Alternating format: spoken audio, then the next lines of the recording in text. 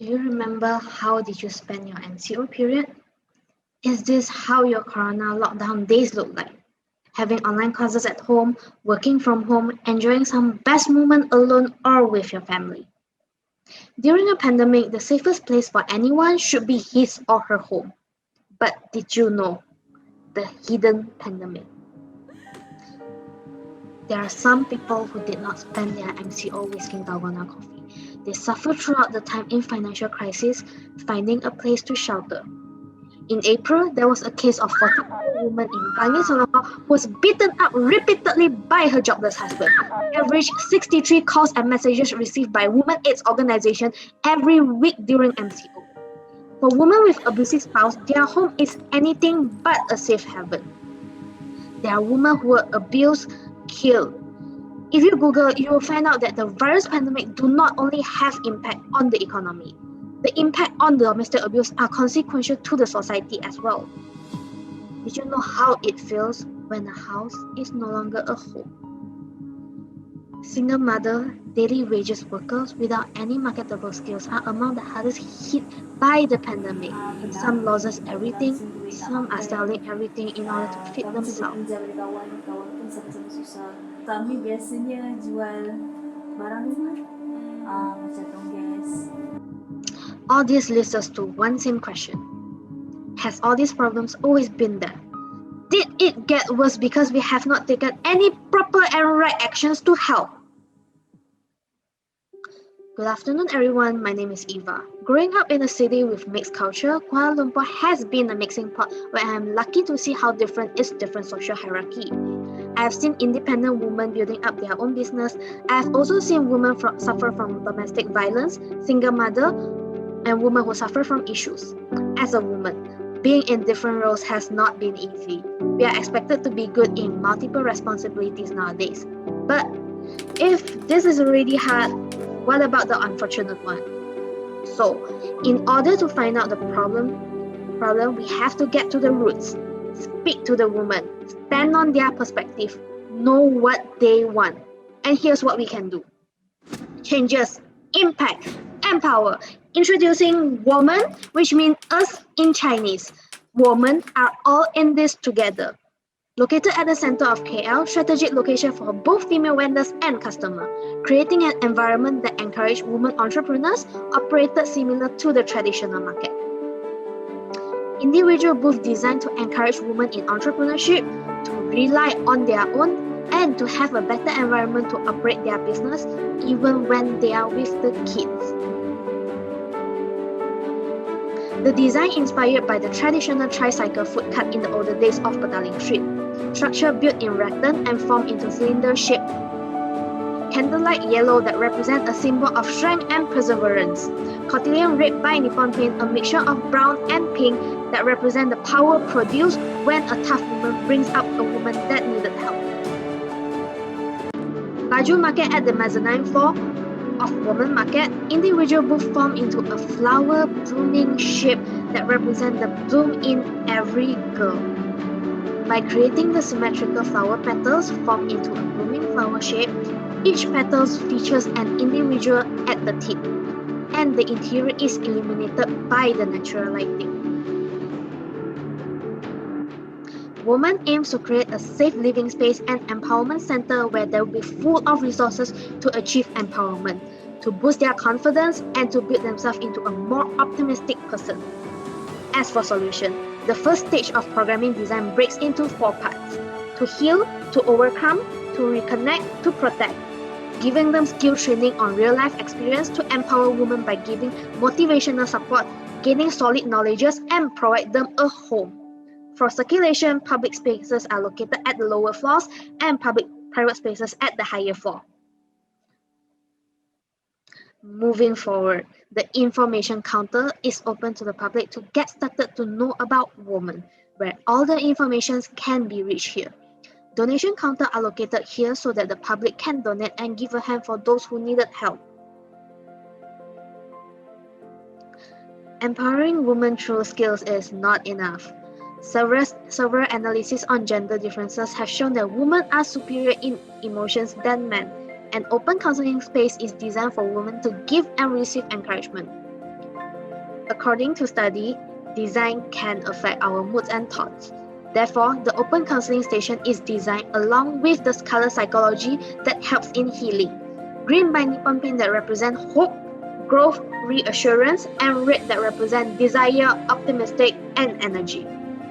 Right up next, Bongka. It means the center point of the space. And how is this a Bongka? Research shown that 99% of financial abuse occurs in domestic violence. The entrepreneur and skill training are the key to get them up from the situation and turn them into a more independent self. Basic useful skill training like cooking and baking is provided, and ways to start entrepreneurship to find a way for society to value them.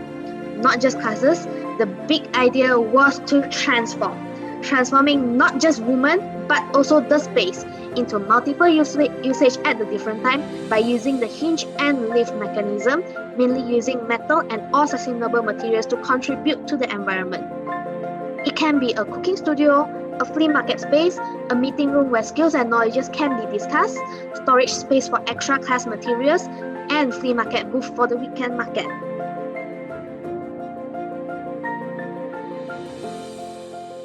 Up next, we have the Beauty Studio in Pink, where we heal and connect women. First off, thank you Nippon Pink for providing me different shades of pink that represent different types of women, which show the strength when all the women gathers together and form in one. Creating job opportunities for those who lack of capital to entrepreneurship. Provides also budget and convenience beauty service in the busy center like KL in order to bring women to connect to public and to shine on their own. Scientific psychology proven that learning powerful lessons from those who succeed can inspire us. Transformable space where it can be closed and used as a closed classroom for small seminars and event talks. Multifunctional panels that are movable, panel design in pattern customized to show the unites of all women in the shades of yellow by Nippon Paint, where it represents positivity, clarity, energy, optimism in psychology. It is also a gallery of inspiring success story where it could be transformed and also to transform our woman into an independent self. Communal living in the city is hardly a departure from tradition, but we can use it to help the woman in need. 41% of the women in Malaysia has experienced sexual harassment. Single women find it hard to have a proper and safe space to live. The affordable rental and safe living space are able to provide to women to get through their hardship stage.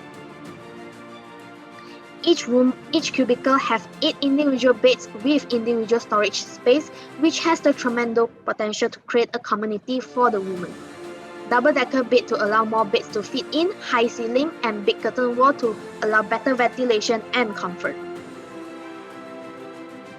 Information and common area with smart gadgets available for those who needed to use technology which they are not able to afford at the moment. Combination of contrast color brings out the elegance of women. Green Academy plays together with soft and hard pink. The interesting contrast represent the impact. So, the ultimate vision of women is to make sure that all women is empowered to participate in and influence society. With the support of women personal development and proper assets provided, women are empowered to love themselves. To feel okay with We rise, Therefore, I think we heal, women should use fashion overcome, appropriately in and out of the workplace, are decreeing who she is woman. and that she's confident Women in her are own all skin in and her this own persona. together. Instead of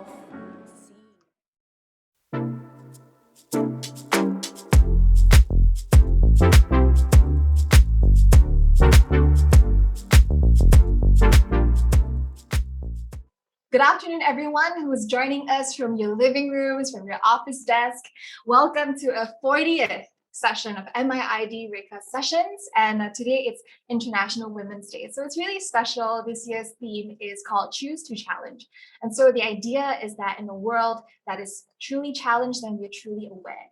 And therefore, with challenge comes change. So to dive into this theme, we're joined here with two formidable forces of ladies who have paved their ways in an industry that is constantly growing and evolving every single day. So I just want to say hi first. So welcome Pamela Tan and Suzy Sulaiman who's joining me today. Hi. Hi.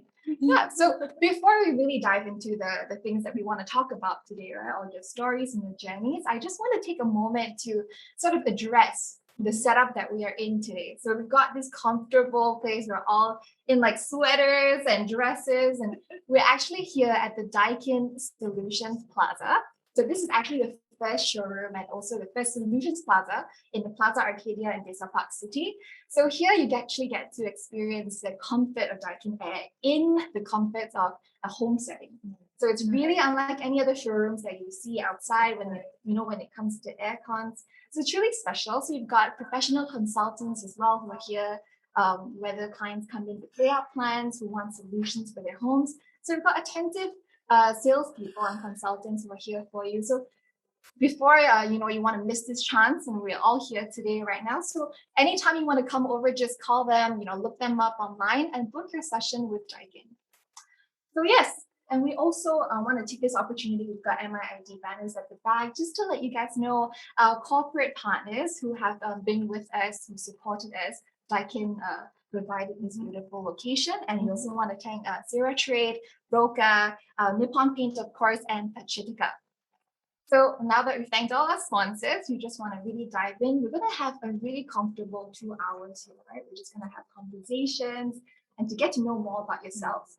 And when we talk about projects, I think what's really cool is we're not really focusing on just the words itself as a subject, but more of how it reflects the person that you are. And that really reflects the kind of adversities, the obstacles and struggles that you have had being a woman in general in this industry. Right, so that's the kind of conversations that we're gonna go into today. So I'm not sure where you guys are right now. It's so interesting because we spent the last few months, behind the screen, and right now we are as well, but we've got a little bit more interaction going on. So whether you're from your kitchen, in your living room, or your bedroom, or your office desk, at any point when you are listening to us and you've got any questions, anything that you are sort of curious about, it could be directed to somebody in particular or a general question that we can discuss, feel free to write them down in the Zoom call. So I'm going to pick them up later on, but feel free, you don't have to wait until the end for the questions. Just pop them in anytime and then we're going to discuss them. So this is really an interactive thing. We're not just recording this amongst ourselves. We're really trying to have a more interactive kind of experience. Right? In the times of pandemic, I think we try to do things as closely as possible, despite the social distancing and the, not being able to be together. Yes, so many SOPs. SOPs. But yeah, so we will start this session we'll talk to Pamela first to get to know a little bit more about your projects. Okay. Yes. So what I do currently is that I dabble in art, architecture, and design. So a bit of backstory. When I started studying architecture degree here locally, I struggled a lot. Actually, I didn't do very well. And I actually thought that's my end road. Then after that, I pursued my master's degree in architecture in UK. And that's where I discovered the magnitude of diversity in architecture in there. And the city, London city itself, on the other hand, celebrates art and design, individuality, and architecture, and it's it's so rich, and they celebrate it so much that it becomes embedded to their culture. So I would say I was kind of culture shock in there, but at the same time, it's very comforting to see how the people in there could merge the things they're interested into their own career. So, architecture itself, it's very, comprehensive knowledge. And, it has something to do with philosophy, social science, and it's extremely multifaceted. If you think that's why you notice if you notice designers like Tom Dixon, he studied architecture and now he's in fashion, so it's versatile in a way. So there was this saying by Bernard Chimay. He says that to really appreciate architecture, sometimes you need to commit a murder, which is a bit controversial, the statement. But I think what he's trying to say is that architecture is not just about form and space, but it's also about events and action that takes place in a space. So speaking about like event and space, I came across about this work by Brodsky and Atkin. They are known as playful architects. So in this work, which is called Stageless Theatre, basically what you're seeing is a view of a sectional view of a theatre within a cart. So if you know like theatre back in the 18th century, it's always for the high class society. It's always like a grand performance like opera and stuff like that, ballerina. But in here is that basically it's a moving cart, and within the cart it's a theatre, and behind the curtains is a window projection to the street outside. So the whole point of this is that he wants the viewers to view the city as an audience and to observe the city. And he said it's filled with mysterious things and spectacle things. And if you just look at just the random things that happen, in the city, he reviews. Yeah, and because we rarely take a step back and observe our surrounding, and in here he said that it reveals a lot to you. So there's one time I was in Shanghai, I came upon to this installation, very random installation in the park. It's like a keyboard box in the middle of the park, and there's like a black frame in there, and it says fictional cinema.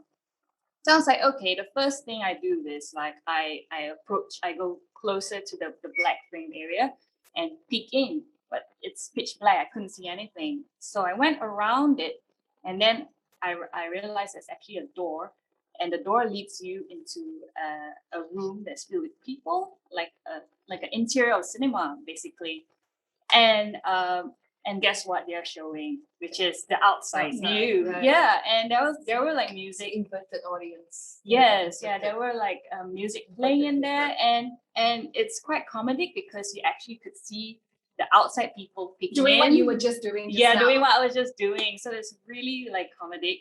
At the same time, something about it is very calming, and the way it was framed and projected to that particular street, it's just like. I never really observed that angle, and just looking at how like people just bring their dog for a walk or children, whatever, and you kind of want to know like what's the story, where are they going, stuff like that. And it's quite cinematic in that sense, And this work is like reminds me of Brodsky Atkin's work that they proposed in the 18th century. So this is like the 21st century version, but it's not moving around the city, but it's in a way, it's still quite mobile because they can deinstall and install it in different parts. Yeah. So what I'm trying to say here, the reason why I'm sharing this is that it's this kind of experience are the kind that sort of, how to say, gave me the idea that I would like to work on the idea of the building relationship between people and environment, and how do you layer the meanings within that context. So yeah, like I'm just telling you a story, like what I do today, and what you're inspired by. That's what drove you. Yeah. So, so after I completed my studies, I worked in London for a while. Then I came back. I worked in an architecture practice for 2 years. I had a great time, but something inside me feels like, okay, I still want to do the things that what I've just experienced, but how do I do it? So I remember I left my practice and I started working on small projects. And then after that, towards the end of the year of going solo, I received an opportunity to work on a spatial installation, which I'm going to share with you. So basically, the client is a developer of this mall. It's at 160 Retail Park. And like all typical clients' brief, they already have a brief. And the first thing they always emphasize is that it has to be Instagrammable, which I understand from their marketing point of view. They want to create their own revenue, exposure. And the mall's theme is about nature.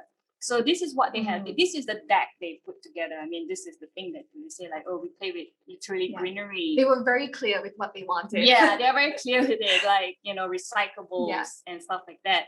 So I actually said to them like, what if we could bring it in a different level where it's a spatial installation where the viewers could have a deeper impression and have some sort of takeaway in there while still touching on the main content, you know.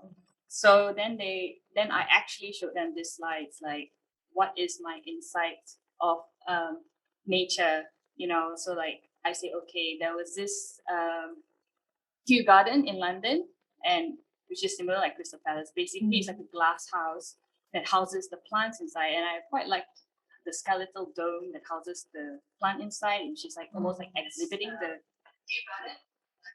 plant. And then another nature work that I thought was really interesting is Ernst Haeckel's work, which is like you see the way he illustrates the DNA of the plants, which can only be viewed in under a microscope, you know. And the way he illustrates is just interesting. And another form of nature that I find interesting is like a cave exploration. There was this cave in Scotland. It was formed by the natural wave, and it has this extrusion hexagonal thing, and it's very cathedral-like. And so the first element that I actually like translate is just very simple, just vine and water droplets. And so I decided to fill up the whole room with vines and water droplets. And then the second element I think of is find a sense of like a pathway, like you're entering a garden. So this is like a common sort of like garden or farm, and there's this archway, and then there's like grapevine or whatever vines that creeps around it, grow around it. So this was translated as inserted in the project. And then again, the third thing is like looking at Ernst Haeckel's work, like how do I capture those details, but also like experience it in one-on-one scale. So there was this column piece that I decided to design it like a tree root like that grows up the column. And so the whole idea is that it's all in white, and from far it looks like it's quite big, it's like invisible, yet it's visible. So when you approach it, then you see the layers. Yeah, you start seeing the details as rich as Ernst Haeckel's work, and you can see it in one-on-one scale in your naked eye, basically, and that you realize it's actually real, you know. So so the whole idea is that it's like a single organism that's interconnected and in one another, and the client, when they actually saw this brief, they were a bit shocked, because the first thing they asked is like, there's not a single shred of greenery inside, not a leaf. Can we put a plant in there at least? I say, like, then I told them this whole series of work, the research and stuff. Then they were like, oh, okay, now I get it. And then they really liked the idea, but you were, how to say, some of their doubts is it feasible? Because, you know, they felt like this kind of work can only be done in overseas. They worried that Malaysia doesn't have the technology, to fabricate the work. And I actually produced a prototype to them and show them like, oh, look, you know, it could work, you know. So prior to doing this, did you already have an idea when you're coming up with the designs how you were going to produce this? Yeah, I mean, the moment they mentioned nature and they showed me the space, then that's where I began to like, okay, put my pitching back together, and I show it to them like, okay, this is what I have in mind. You know, I feel like this would be interesting. So it's really beyond what they imagined. It's bringing something spontaneously to the table. And they were shocked, of course. But, you know, again, after explaining that whole series of like research and how it unfolds to this, then they were like more than happy to, you know, to go for it. You know, they were like, okay, yes, let's go for it. And I was like, yes, okay, score. It really takes a lot, right, to convince a client of something that hasn't been done before, that they've never seen. And usually when a client who's of that scale as well, they really know what they want, and they want you to be able to just see through their vision but for you to come in with a completely different game plan, Yes. right? To convince them of how it's Yes. going to be done, something that is so intricate as well. If you look at how it's going to be produced. So I Yes, think that's really crystal. interesting. I think it's nice to just stay here to just like take it all in, right? Yeah. Because you have done this thing where on a macro scale, you have gone a step outside, right? Instead of just looking at nature and plants, you're thinking about how architecture relates to, for example, the Yes. glass houses. Yeah. You think about what contains them and what Yeah. helps them thrive. Mm. But you've also went into the micro scale to think about what makes nature, Yes. right? The Yes. forms and So it's all like these that layering of that meaning put together, and it doesn't. It's okay if the visitors didn't get that research and were not accurate or didn't have this. They don't share the similar thoughts, but it's okay because that's what I like about installation, that they have their own takeaway. Maybe they see certain details that strike them familiar and that get them thinking or questioning or contemplating about it, which is again the beauty about public art installation. So, which I get these kind of comments sometimes, like, oh, it feels like, like I'm in a different place, it's a bit like Japanese at the same time, it's like, another world kind of thing. And I they was might like, come back to you a few years later and say, hey, I saw something that completely reminded me of your work. yeah, Right? That's the beauty of the mind. You're constantly Yeah. picking things up. Your subconscious picks things up without you Yes. knowing. yeah, And it's a beautiful, I think, a very beautiful journey when you Yeah. created something that leaves that impression. thank you. Yeah. So, so ever since like after this project, I started receiving more installation project. So, which is great. So one of the major client that approached me is Oppo, Malaysia. It's a phone brand, and the phone actually focuses mainly on camera. So this image here is just sums up like the whole narrative and theme about cameras, which is like it shows a bit of a juxtaposition of like old and new, that kind of thing. So again, this is not what they expect me to present actually to show them. So they wanted me to emphasize on the camera, but what I think of is that like the first thing that came in my mind is like, how does camera first invented? So it's thanks to these guys actually, like Abraham Bose, Filippo Brunelleschi, the other one that started projection, and how do you actually measure projection into paper? Yeah, and then so you see, like this is one of the tools they use, which is strings, to measure the objects so that they can demarcate the specific projection perspective of the object, which I find it very interesting as well. And then there was like Filippo Brunelleschi uses a mirror, and basically he's holding a canvas and he pierces a hole inside, and then he uses a mirror. So basically, the mirror mirrors the church behind, and it frames to the canvas. So he's wondering like, how did it, sort of project into a tiny little canvas from a large building, which sort of like led to camera obscura and then like camera. So I like looking at this, the origins of it and what made to the present technology. So I've actually showed them this thing. It's like a bit of a humor and irony of like, projection of the phone. And I actually showed them to the client, and they were like, they found it very interesting, their relationship. It really looks like this now in present day, right? You constantly have your phones in front of you. Selfie mode. Yeah. So again, exploring the tools of it, the string, projection, the relation of like how you view things, and also I like looking at blueprints at the same time. So I like to look what's inside, and again, another medium is strings. So the client say that the brief is to do a spatial installation. So I was like, okay. So I knew right away that I would like to design some sort of like a 3-dimensional blueprint that you could immerse yourself inside. So so basically, the work is in the skeletal mode, sort of like frame, which is like steel frame, and then the texture of it is mostly strings, and these strings actually could create this like very transparent sort of like layering. So I collaborated with a weaving specialist, Condiment String.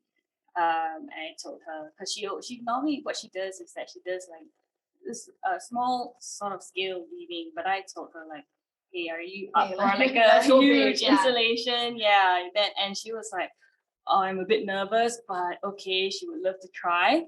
So this is like it's just like this is an image of like how we how I show her the prototype and how she's trying to figure out like what way to weave together. So the challenge of building this on site, because in all events we only have like one day normally to set up everything. So I came up with this approach where I design in modular forms, so that and you fabricate it outside. So on site it's just like putting it together like Lego pieces, you know. So and it's like a blessing in disguise. Through that I've learned that you can actually play like different Lego pieces and come up with different forms. So this one, it's projection, which is what it's projecting. How to say, a radial spectrum. It's like a dome because the site is like a circular site. And these are the things you can't capture in digital computer kind of work. This is like improvised when we are working on the weaving. We work together. It's like, okay, what kind of weaving to work around this area and that area.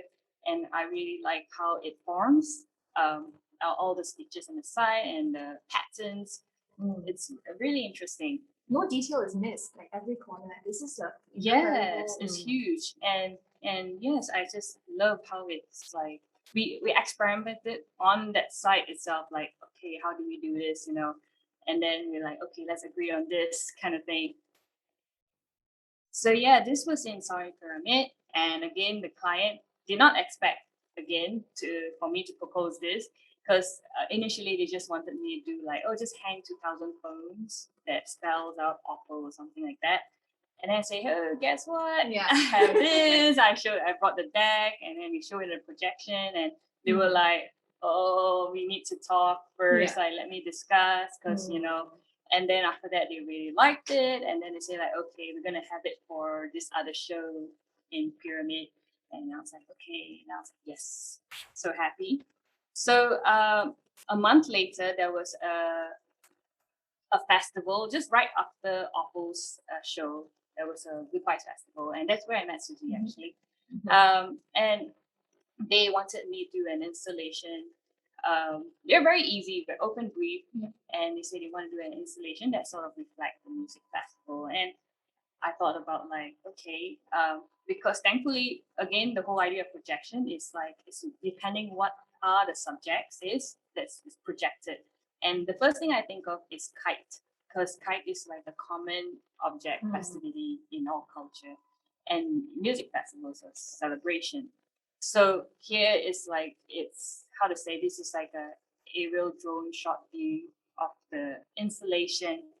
And the interesting bit about this is that it's outdoor, and I get to play with lighting for at night. You know, so it's like, it's very psychedelic. Like, I get to play with magenta and blue light, green light, and it comes out very different. So that was something that you could actually have, because you had to sort of cater for the day and night, and you had this opportunity to, unlike the shopping mall where it's just day, everything is white light. Yes, exactly. You know, so it was really interesting to see like the day and night version. The night version is like it's like some sort of spaceship landed in the festival. So I'm how to say, like, it was an interesting work with festival. I've always wanted to work with music festival and stuff like that. You just never thought how you would eventually get there. So it's like it was like an interesting journey and opportunity to reach that point. And then after that, I have this opportunity to work with another festival. It's called Art in the City, hosted by Chandana. And this project very much engaged with certain communities, which I felt like is worth sharing. So basically, the brief is to talk about Kuala Lumpur. Anything like what you think about Kuala Lumpur, the future of Kuala Lumpur city. And this is the site, which is the lookup point to look at the Masjid Jamek, the mosque. So the first thing I think of in the subject of Kuala Lumpur, I felt is like, what is actually missing? Because I felt like because of the rapid development, a lot of things I felt is going to vanish. So I think about like, so I thought about the work about like, say, Boston Atkins, Columbarium Habitable, which is the whole idea is that to preserve like what is lost in Moscow. So for me, I thought about that like how do I kind of like engage that kind of conversation through installation. So the first thing I did is that I drawn out the shadow of the mosque, highlighting its dome, and then I lay it with a skeletal shelf. So it's meant to be empty in a sense where it's up to the viewers and the audience to define what is disappearing to them. And the way it's weaved, the strings weaved around the dome is where it's more like heavy on top, like and then loosened to the bottom, so it seemingly look like it's vanishing, floating, vanishing. Correct. So throughout the period of exhibiting, I get to work with two different community. The first one, I've engaged a yoga instructor slash urban sketcher. I asked her, what is your definition or what is your take about Kuala Lumpur and what do you feel is disappearing? And she feels is what this is her way of like, translating it. So what she does is that she conduct a workshop, like a breathing exercise. And at the same time, yes, breathing, like focusing on your own breathing and your own self, and also observing your surrounding, like listening and looking. And then she asks you to translate your thoughts into a paper. So I gave them basically canvas pieces of draw and a pen, and what she does is that she just teach them how to like draw out like, okay, what are the details that you see, you find it interesting, and or you can do poetry writing or message writing as well. So what they do is that they start sketching out, and then after that we hang those sketches onto the shelves inside. So basically, what you see are like the voices of like people's thoughts about what they wish KL could be, or what they felt is disappearing, or what are their memories of KL that they held on to, And so this was displayed for like 2 weeks. Then after 2 weeks, I engaged another different community.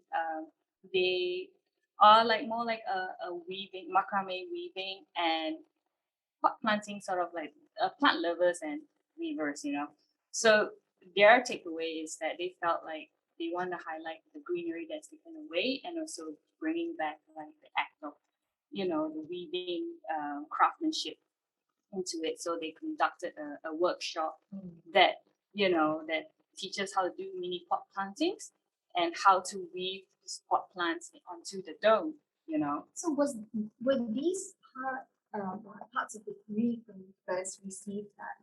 To create the dome was one thing. Yeah. But these programs were something that you wanted to extend it to, or was it? It was the organizers suggested workshops, and these are like the workshops suggested, like, oh, okay, I have this 2 workshop that's in line to this. So it's very like, like a bit spontaneous at the same time. And you really wanted to revolve that around the dome. So it started off with the silhouette of the dome of disappearance, but you slowly added life into that. Yes. So the whole idea is that it depends on like the different audience and visitors, because everyone has their own definition and takeaway, and I'm just providing a platform right there. So it's what is the subject and that discuss, and it's really interesting to see like different subjects or different thoughts that they debate about, talk about, So and I think like it's really interesting because like it added a bit of meaning to that current platform, because that platform is just, we're just there to look out termasuk jamming erotic picture, you know, for tourists. But right now, it's like with this installation, it's just changed the meaning a bit by saying like highlighting what is also disappearing in our cityscape, you know. Was there anything specific that really like struck you? The kind of like sketches that you saw? Well, there was once that someone told me that it feels like it's like a disappearing of faith, you know, in their region. That's what someone told me, and I thought that was very interesting. Yeah. It's I not was like, something wow. you actually think of when you think about a developing city. You don't think about using faith. Yeah. So that's like these are the things that I really like to listen to, like the feedback that I hear from the visitors. Like they have all kinds, you know. So it's like, okay, that's interesting. Okay. Yeah. So basically, this is what I do. And I still continue. I still do. I do small scale design, like product design to spatial design. So I'm just interested in this kind of like various scale, and I'm still doing it. Yeah. So that's my story. Yeah. But that's really interesting. One of the things that I wanted to point out is that both Suzy and Pamela, you both came from the architecture roots. Yes. Very much so, Yes. right? Yes. You pursued all your tertiary educations. Yes. You really gone all out. But somehow you only managed to meet each other at the intersection when you were doing public installations. This Yes. you met at the Good Vibes Festival. Yes. And this one too. And this one as well. Yeah, So you converged I was twice. next Yeah. door in another neighbor. Oh yes, the urban scape. Escapes. Yes. Did you meet at that Yeah, time itself? Yeah, I saw her doing her yoga thingy. I was like, Oh, Yeah. Oh I was- yes, I'm sorry. I was like- Yeah, yes, I yes, I was just- remember. I was just walking out, taking Yeah. a breather, installing my work, and Yeah. I was like, Yeah. because I saw her from Good Vibes. Oh, and then she was like, oh yeah, she was busy with lots of people. And it's Okay, like- yes, yeah. So yeah, we happened to, and Cool also stuff. this work is going to be exhibited in the work that in the show I'm curating. Yes. With Maybank. Wow. Yeah, Yes. it's gonna open next week. So I'm featuring this film disappearance as one of the. That's incredible to Yeah. think that you've got all like 6 degrees of separation, right? But the moment you leave, sort of like venture Yeah. into another branch, into arts, Yes. that's where you really met each other and Yeah. got all these opportunities. Yeah, it's Yeah. kind of like we're always on the Yeah. side by side. Yeah. Our works Yeah. are always side by side. So It's this like- is really interesting because very little do we hear about people who venture out of a certain discipline. For Yeah. example, if you're an interior designer, you don't really hear about what they venture into. So for architecture to come out into that, I think that's something we can really discuss. Yes. Yeah. Very incredible. So your journey, Pamela, when you went, sort of like left architecture, Yeah. you also took quite a while to really decide, I don't think this necessarily is for me. I need to look for something more, Yeah. right? Yeah. But it is still, as I was just discussing with Suzy, actually, it is still whatever we are doing is still in architecture. Yeah, the but it's principles are all still yeah, very but it's much- just an unfamiliar territory to what people mostly think about, like what architects perceive to be. But it is still in the Yeah. realm of architecture. Because actually. everyone is so used to this predefined. You think of architecture, Yes. you think of structures, you think of Yes, buildings, you don't buildings, necessarily yes. think of anything to do with art. Oh or, yes, you know. or the society, or Mm. different mediums, or the culture. Yeah. Yeah. So you can it could be a form of like writing, which like there are architects who just writes, or in the form of theories, or just imposing a question. But at the same time, it relates back to the important question, which is human and space, and how do we react to it and stuff like that.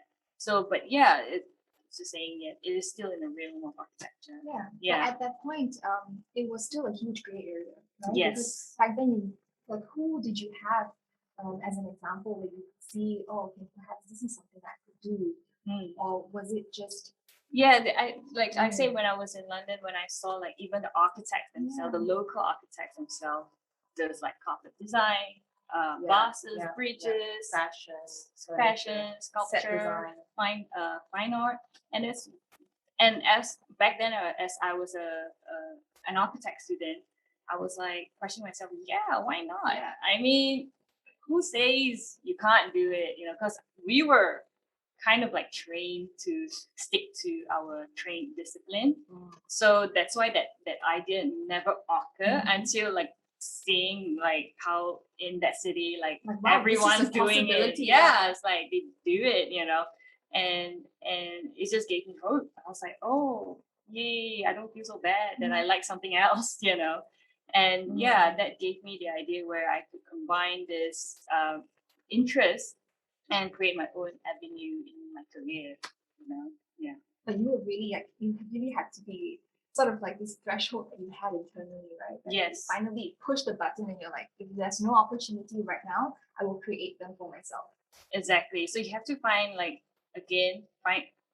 working with a client, bring it spontaneously, just bring it to the table and say, hey, there's this work that could potentially go this direction, which they haven't seen it before. And I say it will be really interesting. And I think that's how, it's just like spin things up, Were you ever worried considering how some people are still, if they're a little bit more conservative, it's not something that you're very open to? Were you worried that such ideas are still not ready to be accepted? I was a bit nervous, but the worst thing can happen is just getting rejected, and no harm. Getting rejected is like, oh, that's it.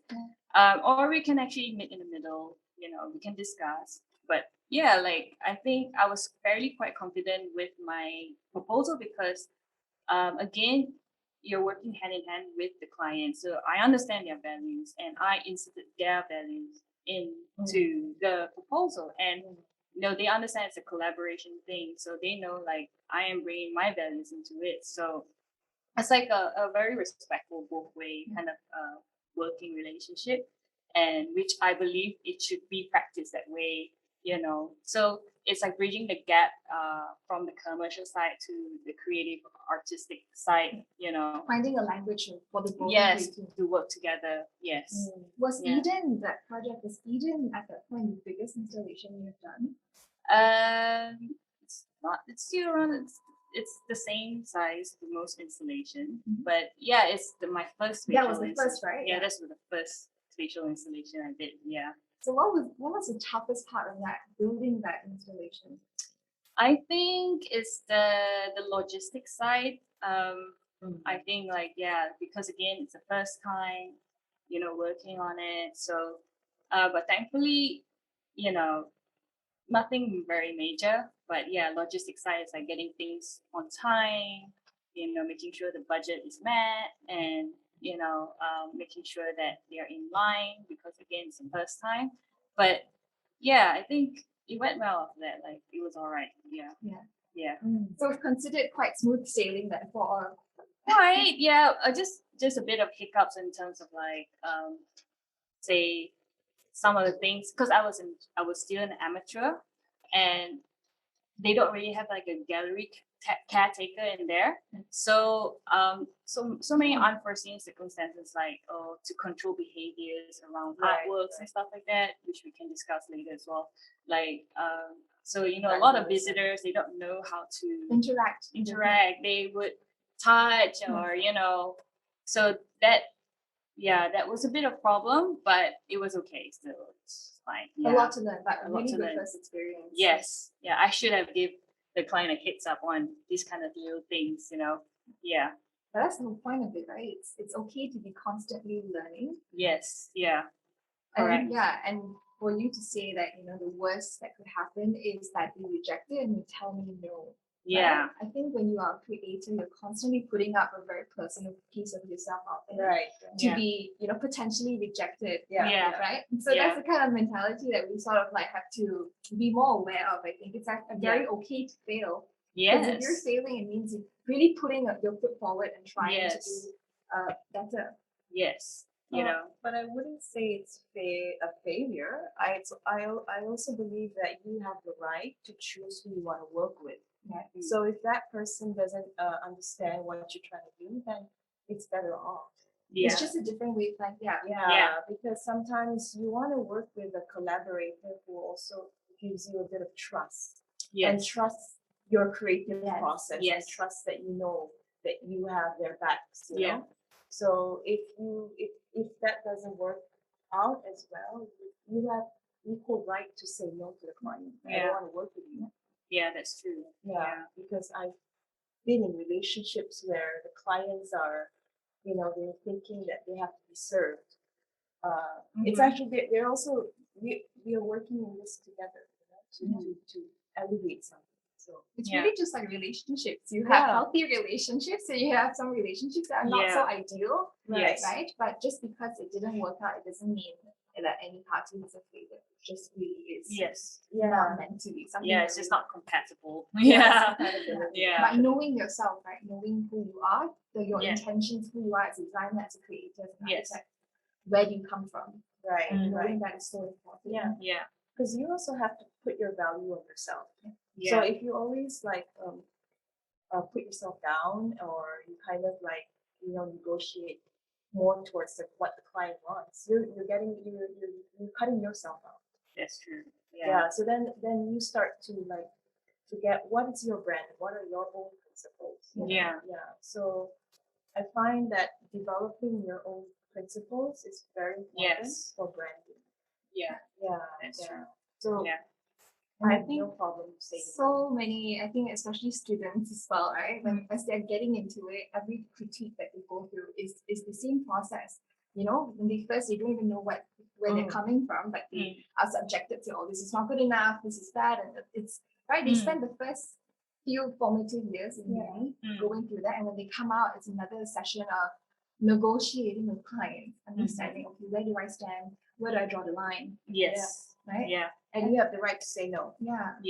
And these are things that people don't talk about, right? They just tell you like, no, just do well. You have to do this and do this. But nobody talks about like, it's okay. We're all still figuring out. Right? It's okay to stand your ground.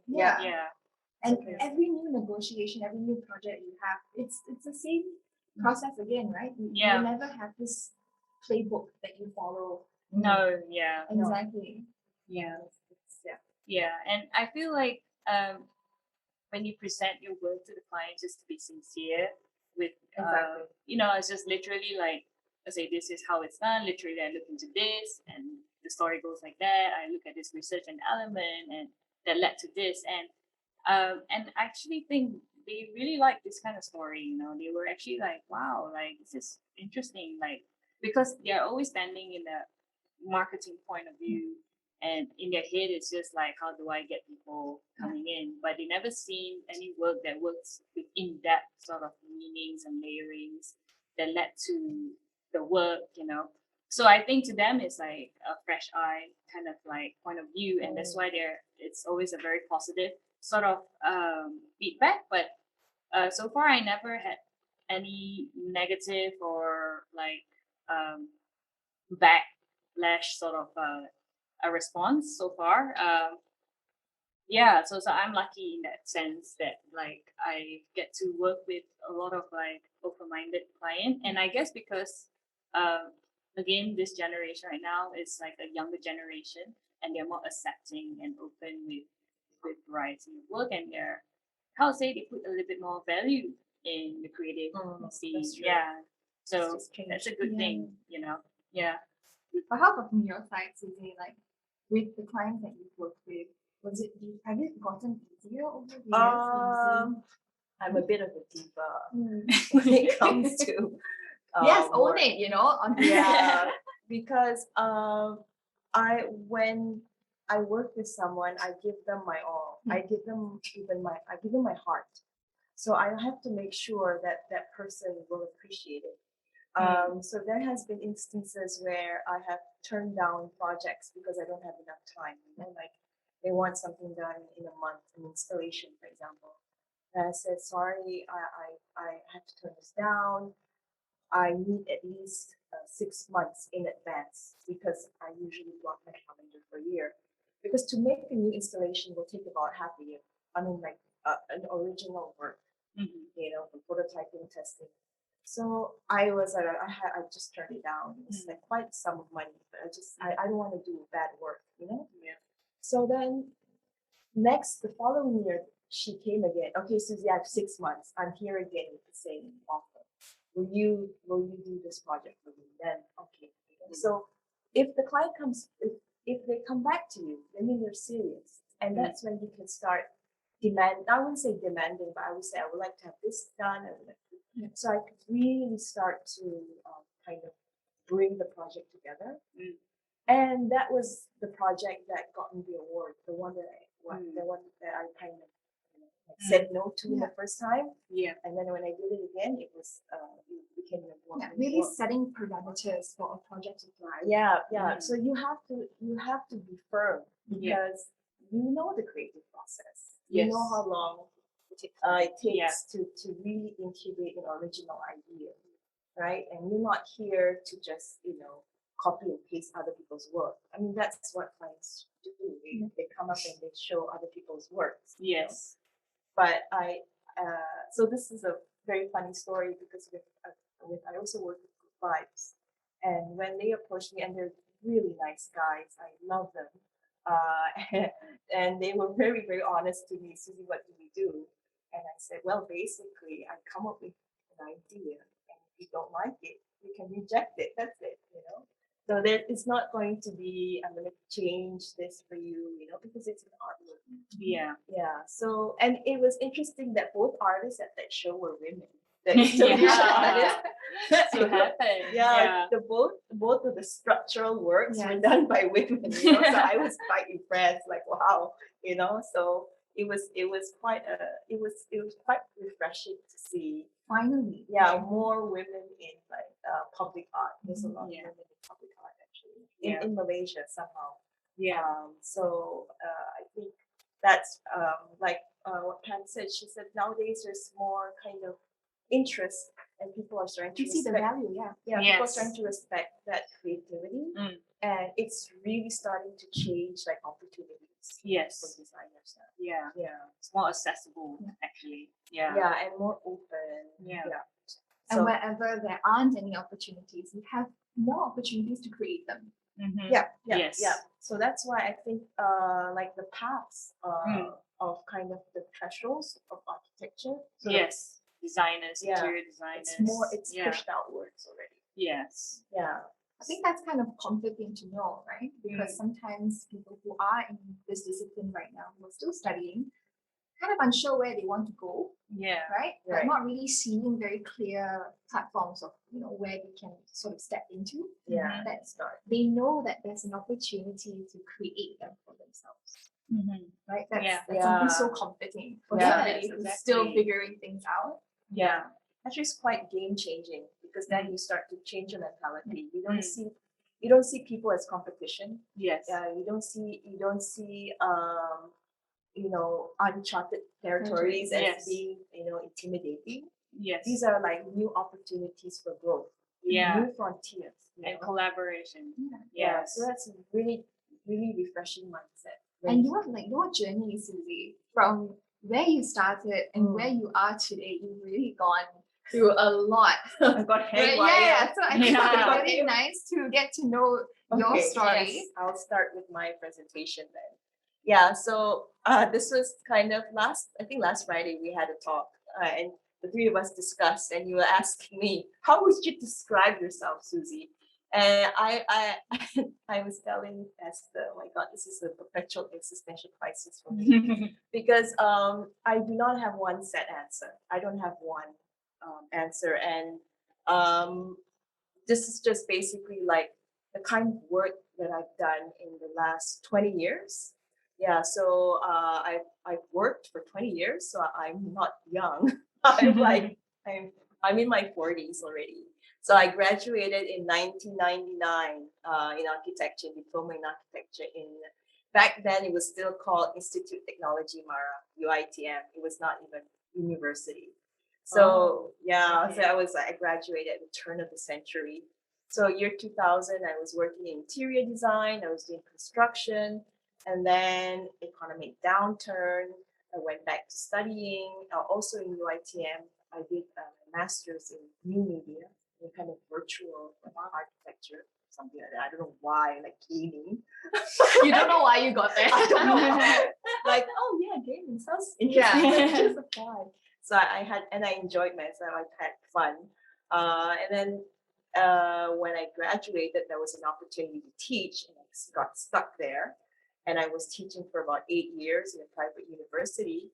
And then after that, I I felt like something was missing in my life. Like I was becoming a bit self-destructive. I don't know why. But after that, I realized it was actually an internal calling. Like there was something in me that said that you're not doing what you're supposed to do. I don't know, it sounds so cliche, but No, but I think everybody has that Yes. threshold, right? That button that it Yeah. hits. You have one, everybody Yes. has yeah, it one. has that. Yeah, so I was like, okay, I've already fulfilled my parents' wishes to study architecture, and I've worked, completed my master's. So I was thinking, now it's time for me, So I stopped working. I quit my job, and then I went off, followed my brother, who was actually doing a lot of theater work. So I was doing theater production, and then the first thing that I decided to do was like look at festivals. I mean, there was a problem. Usually, when I do my projects, it starts with a question. Like I have this desire to find out why is this happening, or how can we solve this.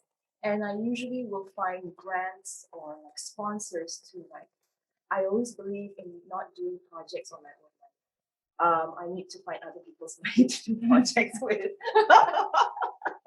Very interesting principle, but it's true. But you actually bring up this important point that there are so many grants out there. Yes, They are out there. You just need to go look for them. Yes, Yeah. yes. So some friends of mine actually like will come to me and ask, Suzy, I want to do this. Which grants should I Yeah. apply for? You're a directory, like a grant director. Yeah. So I said, okay, what time? Oh, it's November. Okay, Yeah. this grant just came out.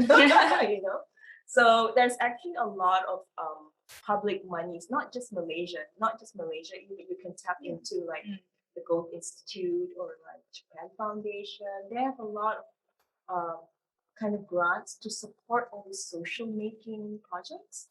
So since architecture has to do with like sociability, if you're talking about like gentrification, placemaking, there are a lot of grants out there that you can apply for, and you can actually use that in your project. So that was the first thing, the first number 1, 2, 3, when I started to become a festival producer, because I realized that for me to change the behavior, I needed to control an ecosystem. I needed to control everybody, not just the artists. Yeah. To change the mindset. Yeah. So I forced myself to learn festival production from scratch, budgeting, sponsorship, balancing accounts, coming up with all these kind of speaking to different collaborators, Kazana, Big City, learning their language, like they want to hear the word placemaking many times. They want to hear youth. So I gotta know the different codes, because they everybody's a stakeholder. So we did the first festival, and that festival actually pushed my career to like 10 years ahead time. Like from there, I got to know sponsors, I got to know artists, even like Japan Foundation discovered me, and they invited me to be part of an international project. And I started to quite actively like travel out of the country to do work.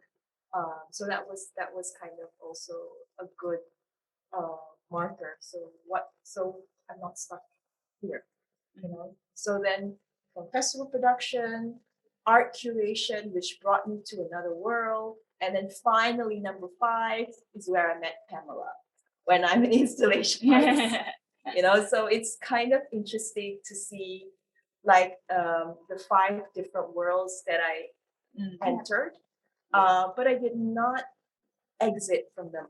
It's all architecture, because you said just now, like architecture is very comprehensive.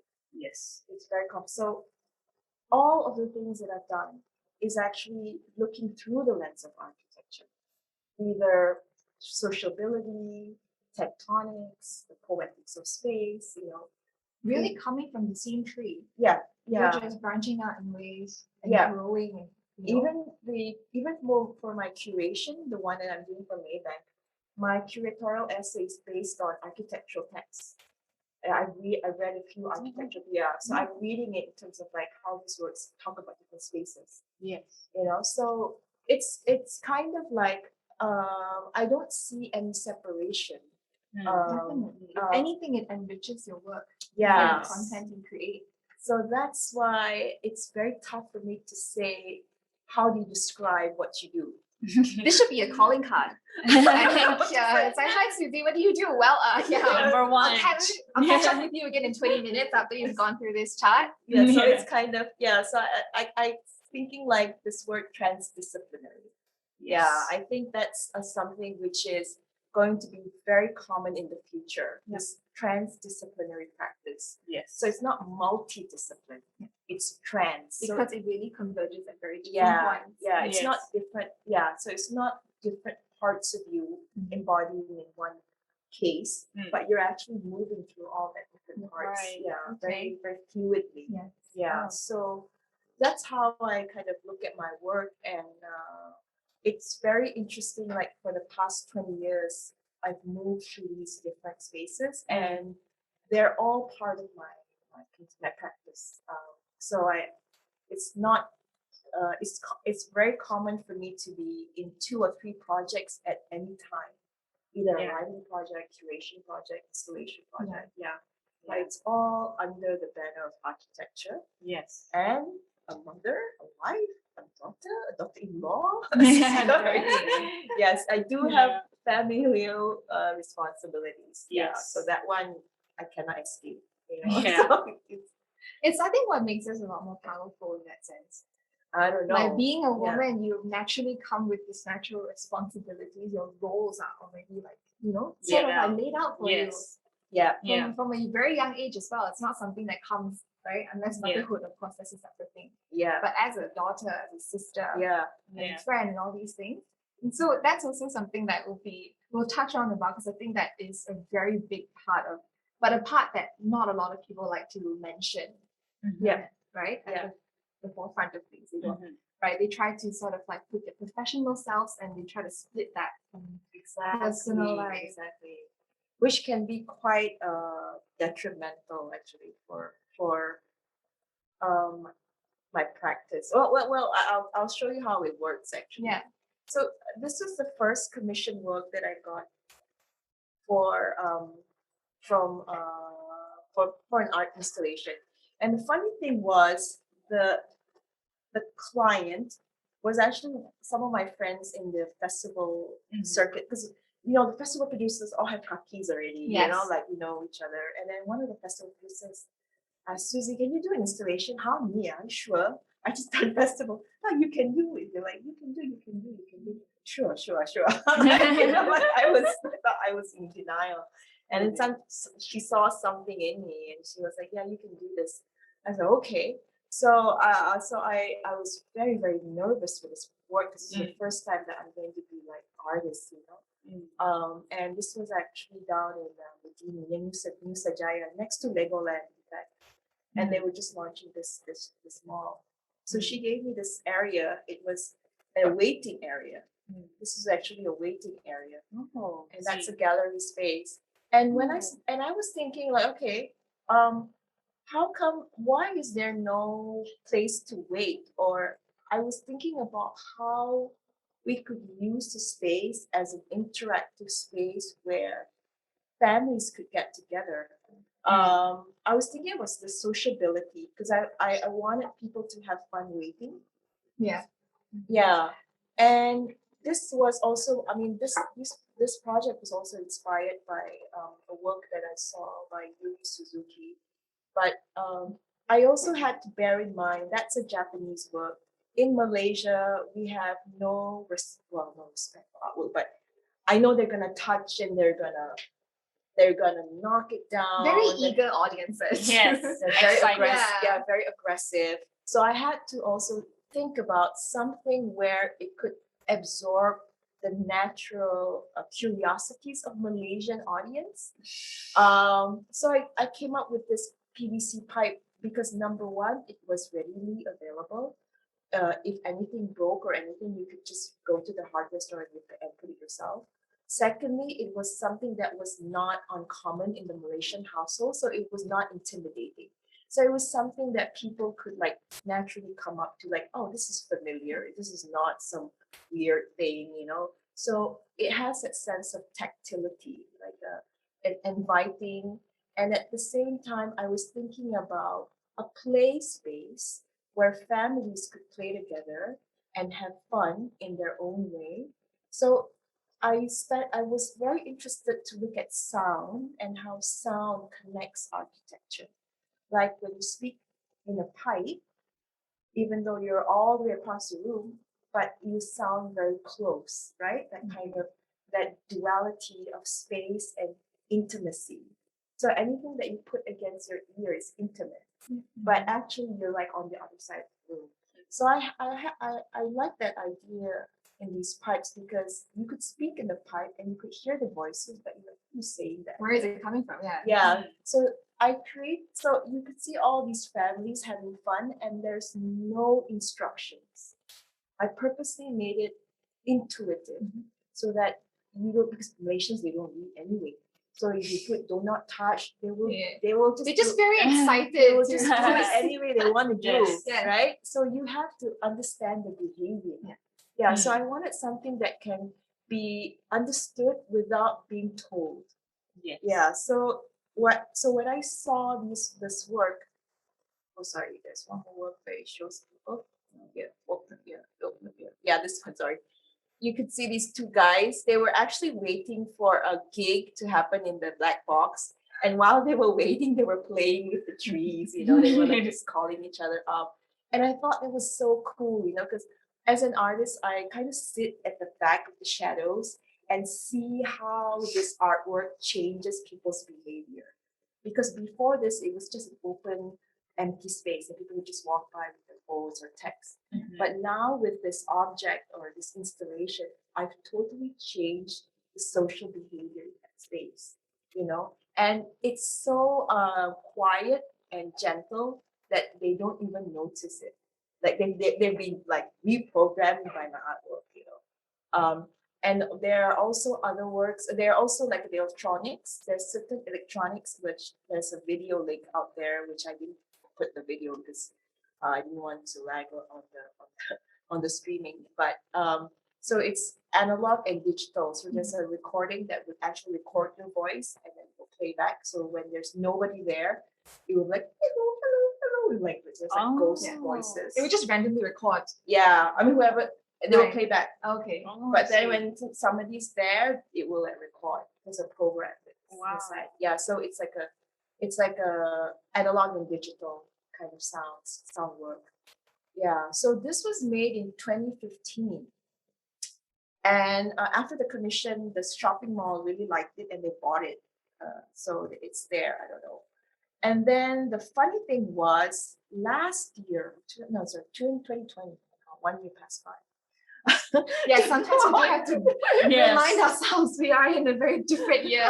Yeah, 2020, early 2020. I got an invitation to participate in this competition, and I did not know what it was. I thought it was a scam, and then Nigerian prince, but for architecture. yeah, but it's from Japan, you know. And suddenly, I received an email saying that I won, and I was like, no, yeah, right, you know. And you almost didn't submit. Yeah, I almost didn't submit because I thought it was a scam. And then I found myself like I was very surprised because it was quite a big competition. 285 entrants. From all over the world, and I was in the top 10, and I was the only Malaysian, of course, and it was quite interesting. So I had my work judged by the guy that I'm speaking right there. I was in Tokyo. He is the chief editor for Wired magazine Japan, and we had a few other kind of media artists as well. That was a comment by one of the judges about my work, which I was quite surprised. He totally captured my intention by without ever talking to me. He got that idea of space and connection and convivial and that sociability, that ideas that I was talking about. Yeah. So the work was shown eventually at the Media Ambition Tokyo. So Media Ambition Tokyo is an annual like media art exhibition that happens all around Tokyo City.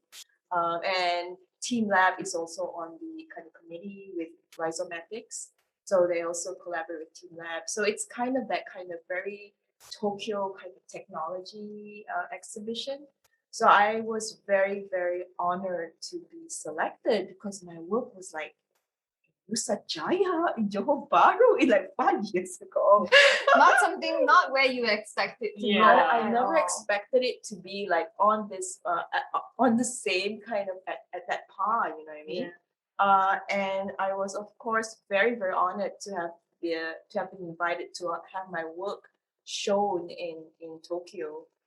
And because my works are created by me, I build it myself. So I had to work with the production team via Zoom and looking it through VR, trying to get the sense of space. And mind you, I'm also working with a Japanese on-site production team. So there's also like language barriers and simple things like even the pipe sizes, color, it's different. Yeah, so I was very, very nervous and I was only given 3 days to put up an installation with the electronics. How did you plan all the materials beforehand? Yeah, So very different standards that they very have. different standards. Yeah, so you can see down here in the color, I was literally cutting the pipes outside On the of street. on the street in Tokyo in February. Yeah, and there were a lot of people looking at me, and I was just pretending, still having my shades on, like it's a performance art, you know. There was even some blogger that came up and like, can I interview you? I was like, doing work, you know. So yeah, it just goes to show how DIY, it's very, very do it yourself. But yeah, there's no option for failure. So I was really like working nonstop and working with the Japanese production team, you know. So it's Definitely not where you had completely anticipated this. You would not have imagined. Yeah, It's yeah. all- I love working with them because they were the ones that were pushing me. And they were pushing. You know, they're like, you can do this, Suzy. Come on. Yeah, nobody supports you better than the like your spirit and energy is always up there. Yeah. You know, so I also learned. So I learned that, interestingly enough, my production team in Malaysia, I would have like 7 people to help me. Here, I could do it with 2. You know, It was just the two of you. Just me and another guy, and then okay. technician, and the technician was doing all the other works as well. You know, so it was like, and that's how fast. Yeah. they work. Incredibly efficient. Wow. Yeah. They're incredibly efficient. Oh wow. Okay. And the assistants have knowledge like masters. Like they can design, they can construct on site, and they can also put the electronics in, you know? Oh. Yeah, so I was like, whoa. So you got that and they said, Suzy, we're giving you a team of 2. Yeah, when they told me you were getting a team of 2 to build this installation in 3 days, I was like, I wanted to faint. Are you kidding me? You know, so but it worked out. I mean, yeah, that's the sponsors. Yeah, so we finally put it in. I there was a small picture there with a kid playing. I made sure that the height of these speakers are also very ergonomic. It's to the children's height. I wanted to make sure that when the kids stand, it's directly at the mouths. Same with the adults. So I wanted them to go up to the tree and just leave their voices. You know? So it's all there's a lot of kind of small detailing and planning, just to ensure that kind of comfort when a person approaches the artwork. Yeah, so it was kind of interesting, and you can see at the back there's like the Tokyo skyline, the Shibuya. You know the Shibuya Scramble. You know the cross. Yeah, it's just right down there. Wow. Yeah, so I could see the scramble every morning as I'm installing my It's work. mesmerizing, really. You could really sit there and watch. Yeah. But I gotta Yeah, do my work. yeah.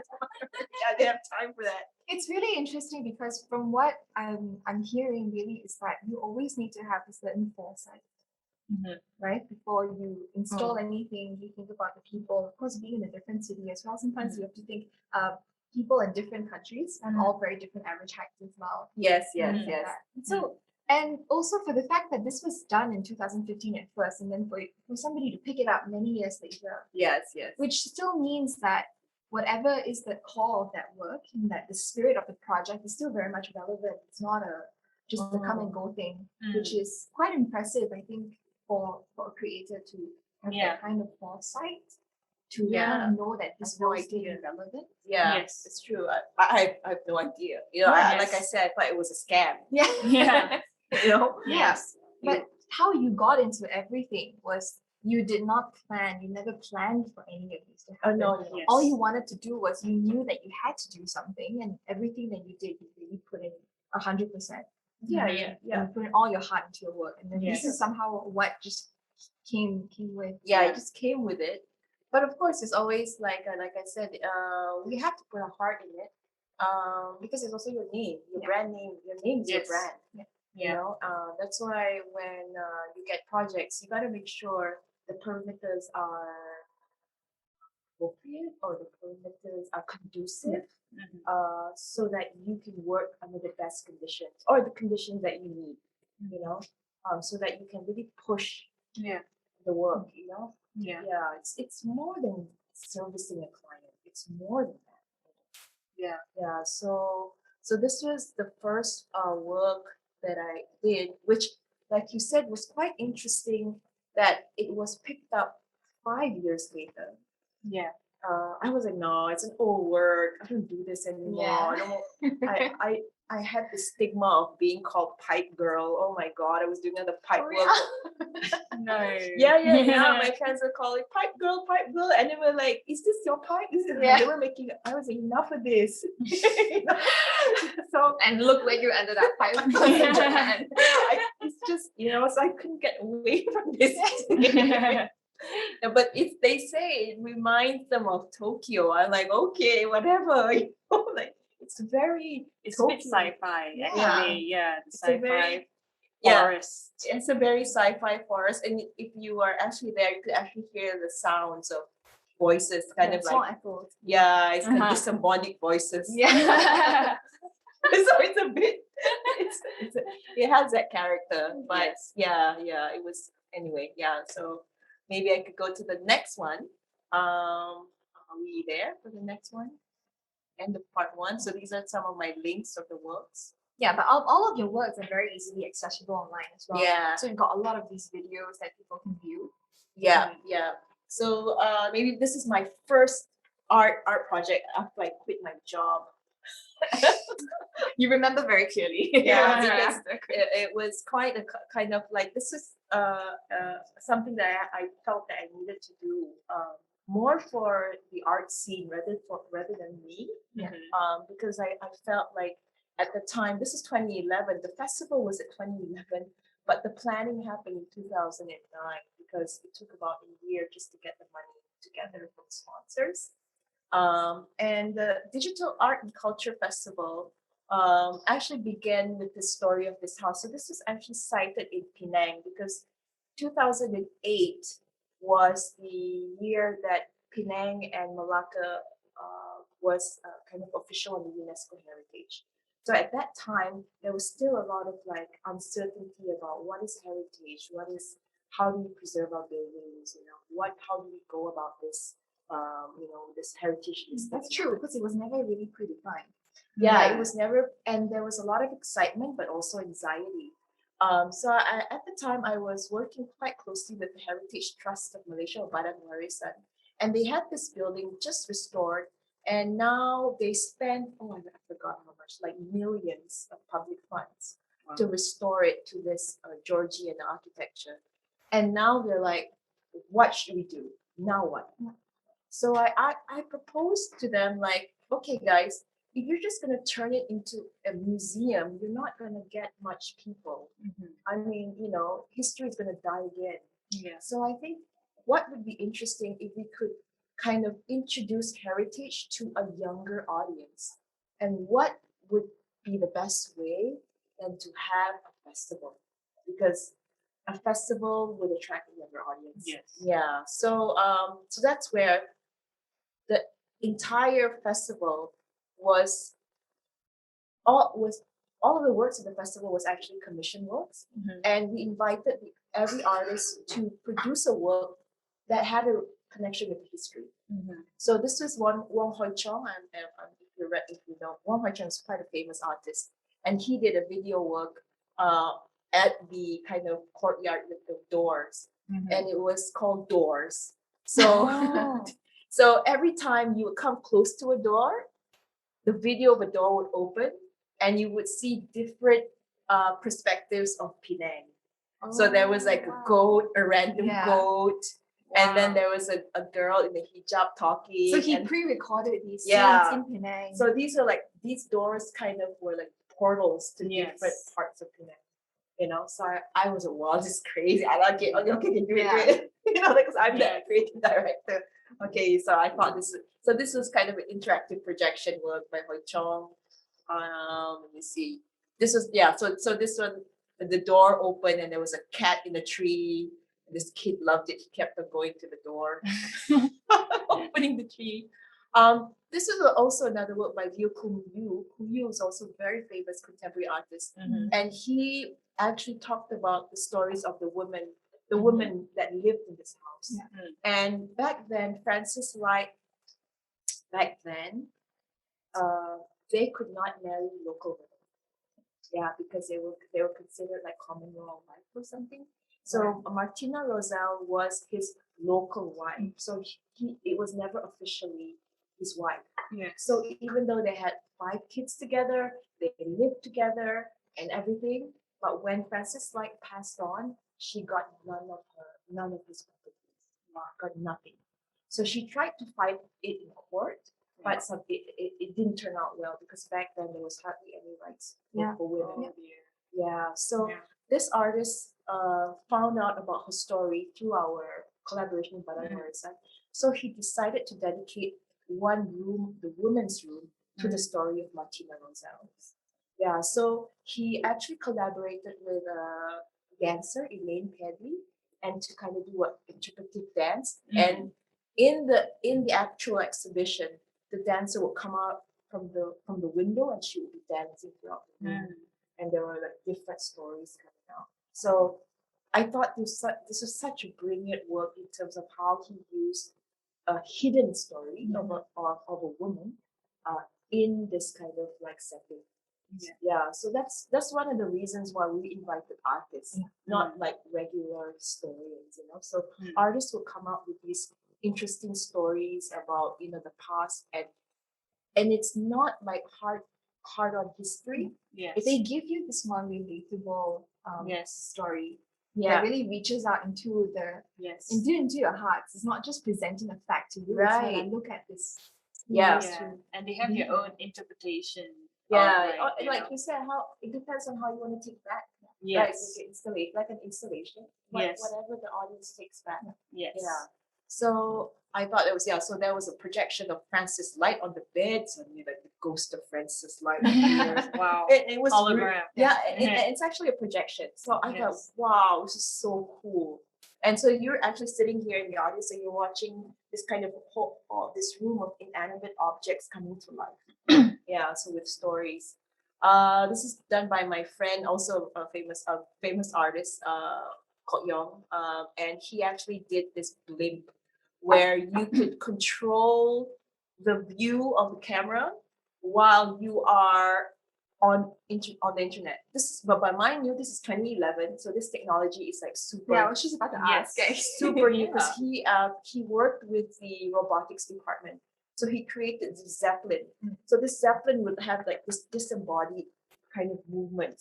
So you're an audience at the festival, but then suddenly this balloon flies by you and it's being controlled. And it's being controlled by somebody in New York who's also watching the festival.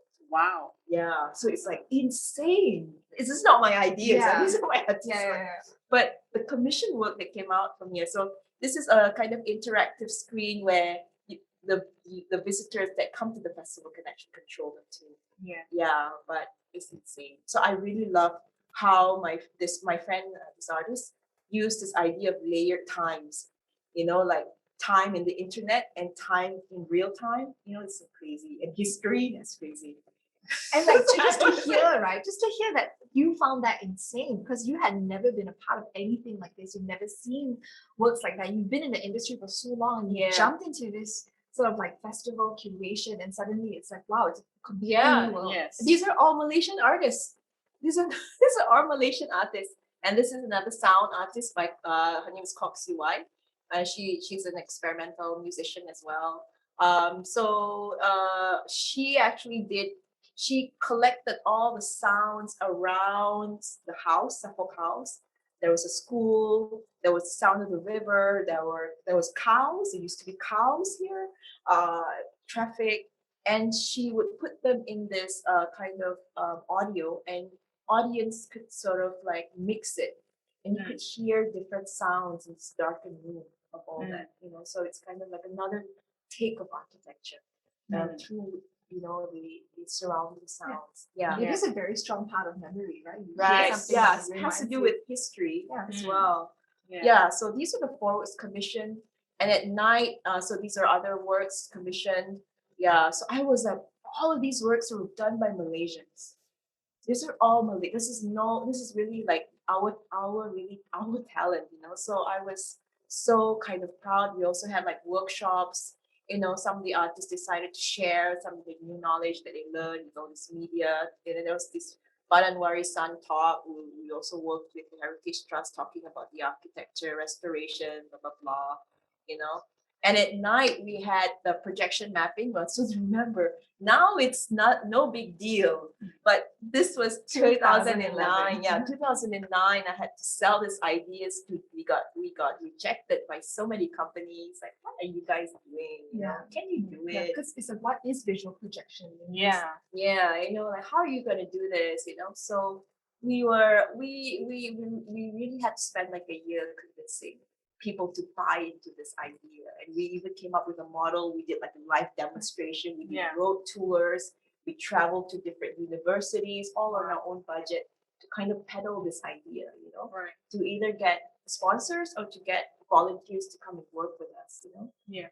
So eventually we got the budget, which is really like a shoestring budget.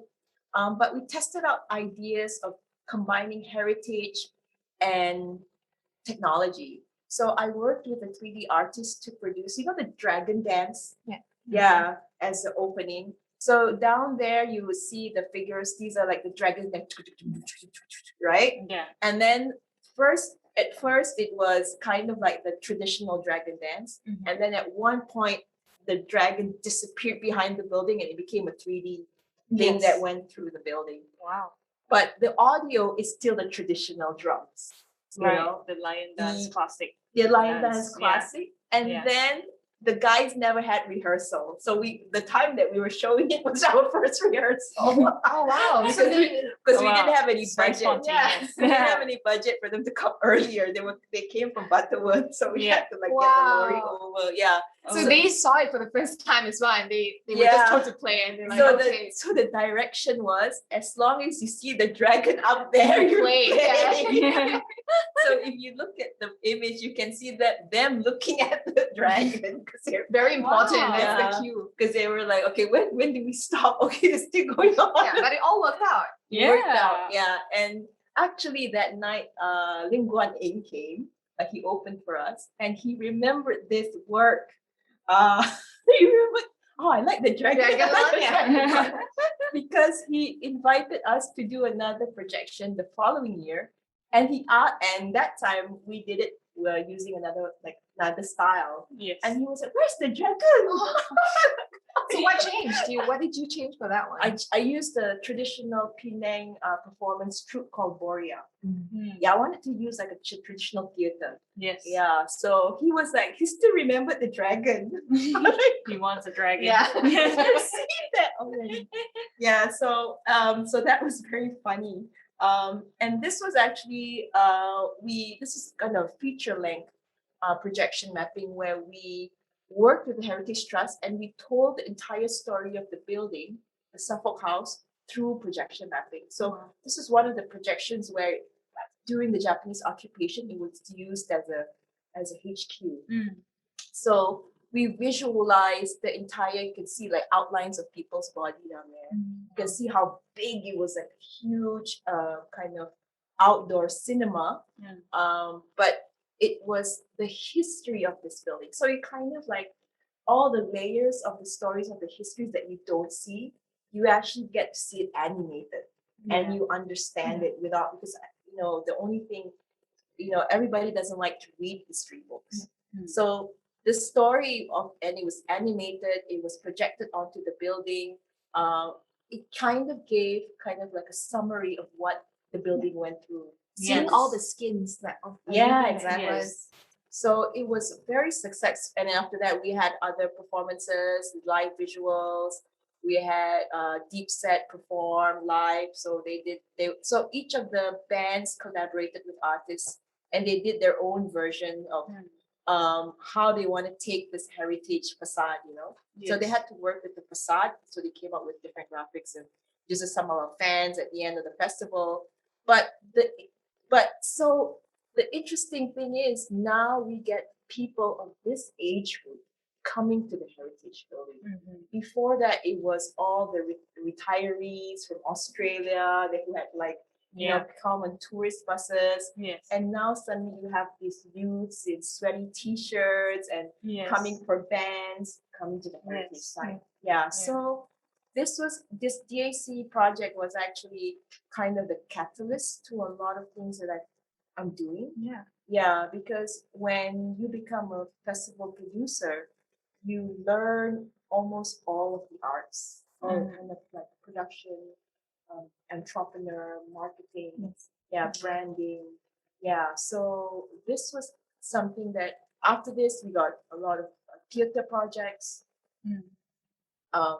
curatorial projects. I've even presented this in Taipei.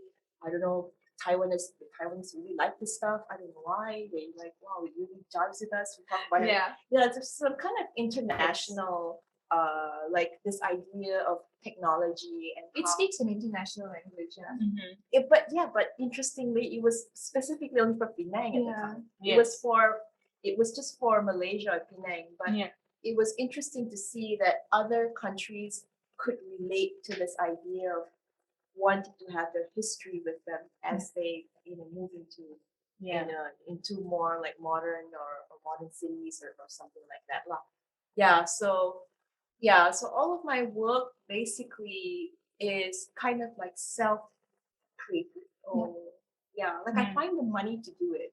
And then after that, people kind of create an image of me and they start giving me jobs, But before this, I was really like just hunting for grants, getting sponsors, working with brands. You were just looking for platforms that you could that you just could get into first. Then we'll figure out the rest later. Right. And create from there. Yes, there are very interesting things, right? So I think we have low-key answered part of this question, but some people are asking, Suzy, how do you get chances to work for festival or events?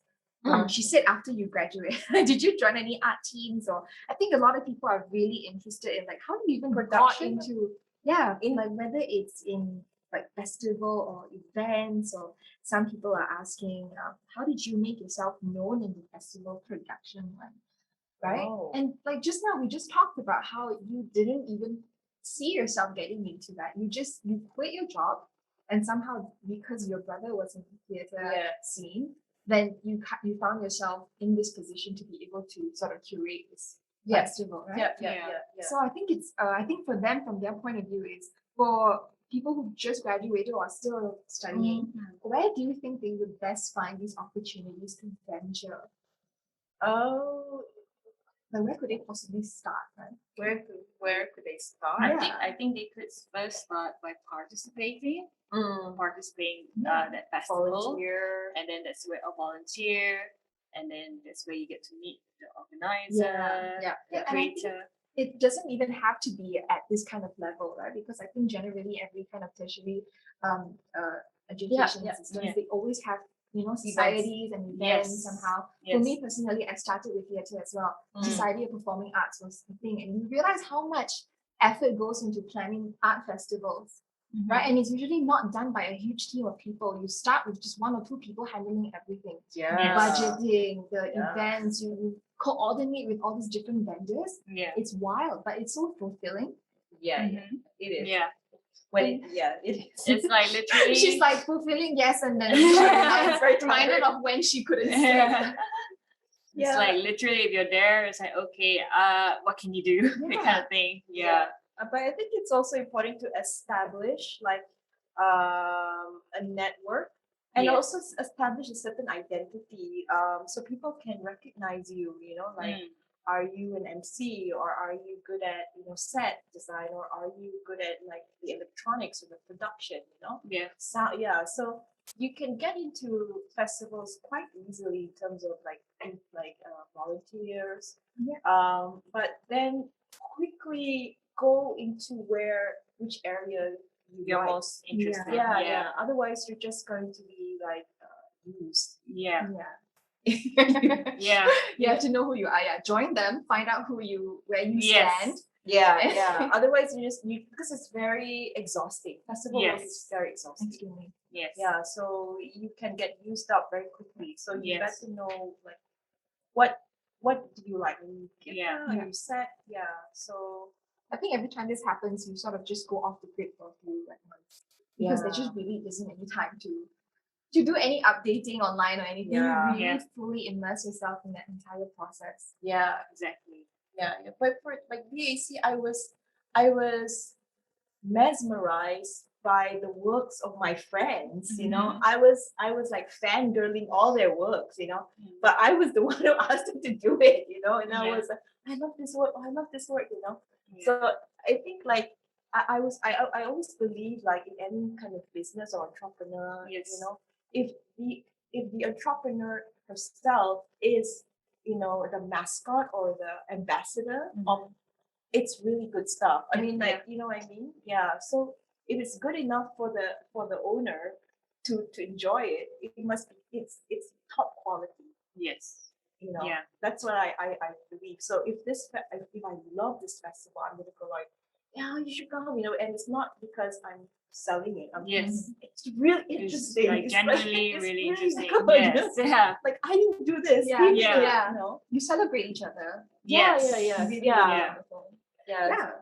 So that was question from Atika Adam. So I hope that answered your question. Could she be a student somewhere? And another from Bei Sui Hui. So they were the ones who really asked about venturing into this. Hi Atika. So thank you guys for like, we've received quite a few questions, right? So I think we can just like go through them a little bit. So I'm looking here. Somebody asked, I would like to ask how you guys deal with managing your work-life balance as female interior designers or architects, artists, and it comes to the financial aspects. And because I think she said she noticed that you mentioned that a project could take up to 6 months, and so she's wondering about the kind of balance. How do you make things work? Pamela? For my past projects, I've only worked, I think the maximum time would be like 3 months, I would say. But how intensive is that?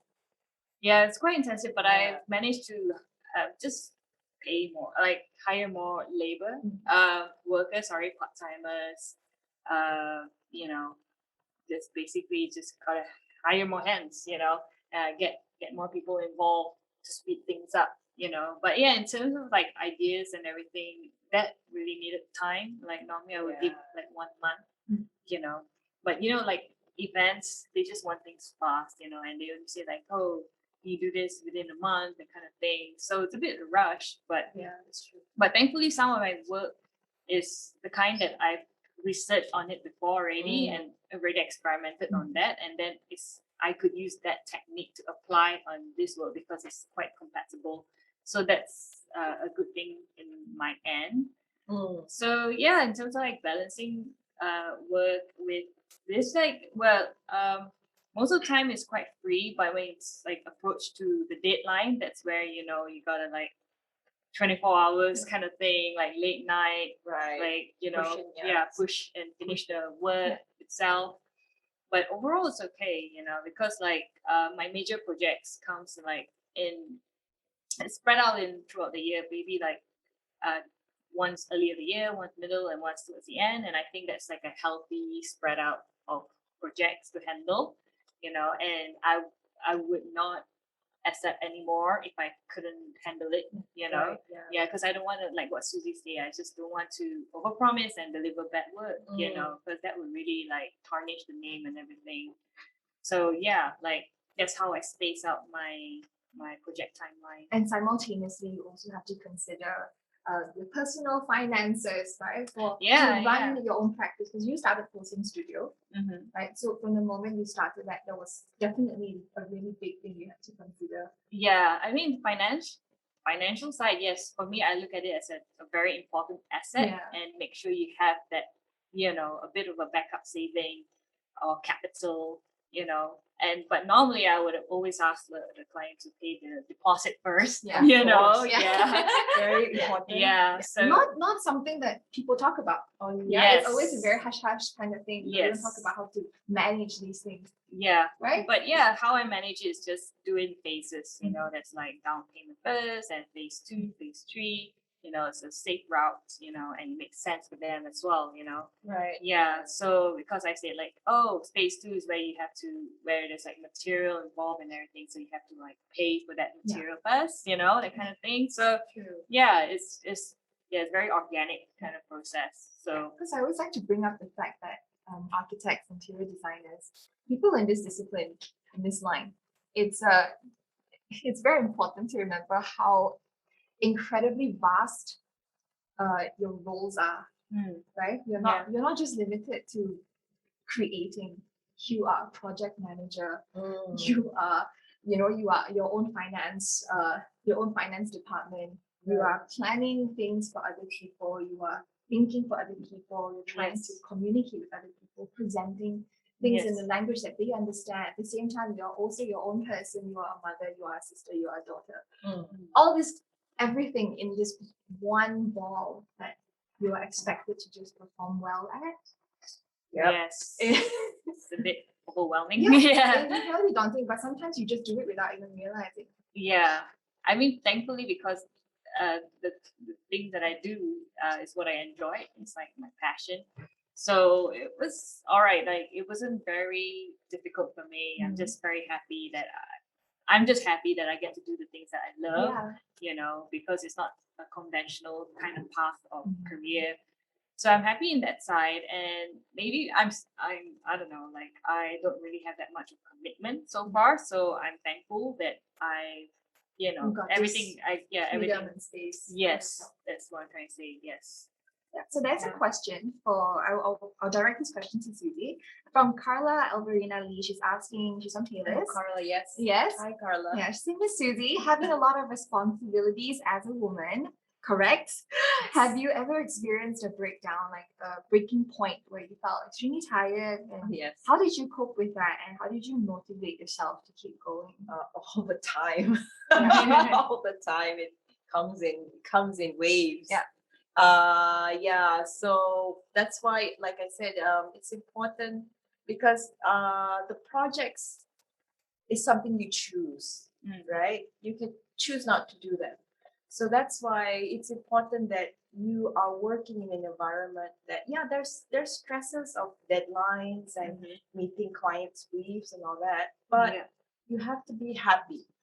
Like I'm gonna produce this amazing work for everybody to enjoy, or this kind of work will make like all these families happy, and there's a playground here, That's the kind of reminders you give yourself to remind yourself why you are doing what you're doing. It's like there's a bigger picture. There's a bigger cause than this, So going into that bigger picture helps. It's a value beyond money. Yes. It's either like you're helping friends, or by doing this, you're going to help other people to get something, So money is important, yes, because that's a given, that person is taking your time to do this work. But beyond that, and of course you have to take the small breaks. You just have to kind of just say, okay, today is 6 o'clock. I'm just gonna turn off my phone. I'm just gonna go jogging. I'm just gonna see you tomorrow, Or I would just tell my team, sorry guys, I'm gonna go off grid for 2 days. I just kind of need a mental break. Yes. So you can just sort of just tell. I'm sure everybody understands. Draw some boundaries, right? Yes. Yeah. All right. But how did you manage, especially being a mother? The biggest part of your timeline was your motherhood as well, happened simultaneously. Yeah, right? that was whole. Yeah. So I think we spoke about this. The whole having a daughter was my catalyst of my crazy work, because I felt like I had to become a better version of myself for this little human that was looking up at me, and shadowing me, So Which is what she eventually became Yeah. really shadowing you for your work. So I decided to, so that was a big issue as well when I was starting off, because I didn't know how to present myself as a mom. Because all of the people that I was kind of competing with or at the table, they were all single. They were really competitive. They were really into this, work, as a curator, as a whatever artist, And a lot of the opportunities were for single people. If you go to a competition, there's only one air flight ticket. There's not going to be three to bring your kids, So, it's kind of the individualism that I felt. So for the first few years, I struggled with that. I kind of hid it.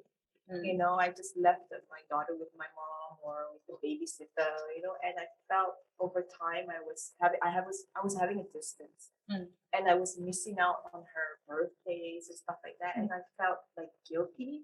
This is a very real thing. Yeah. Especially in such a hectic industry, it's incredibly real. Yeah, I felt guilty, and I was and children grow up very fast. Yes. So I was like, okay, this is not right.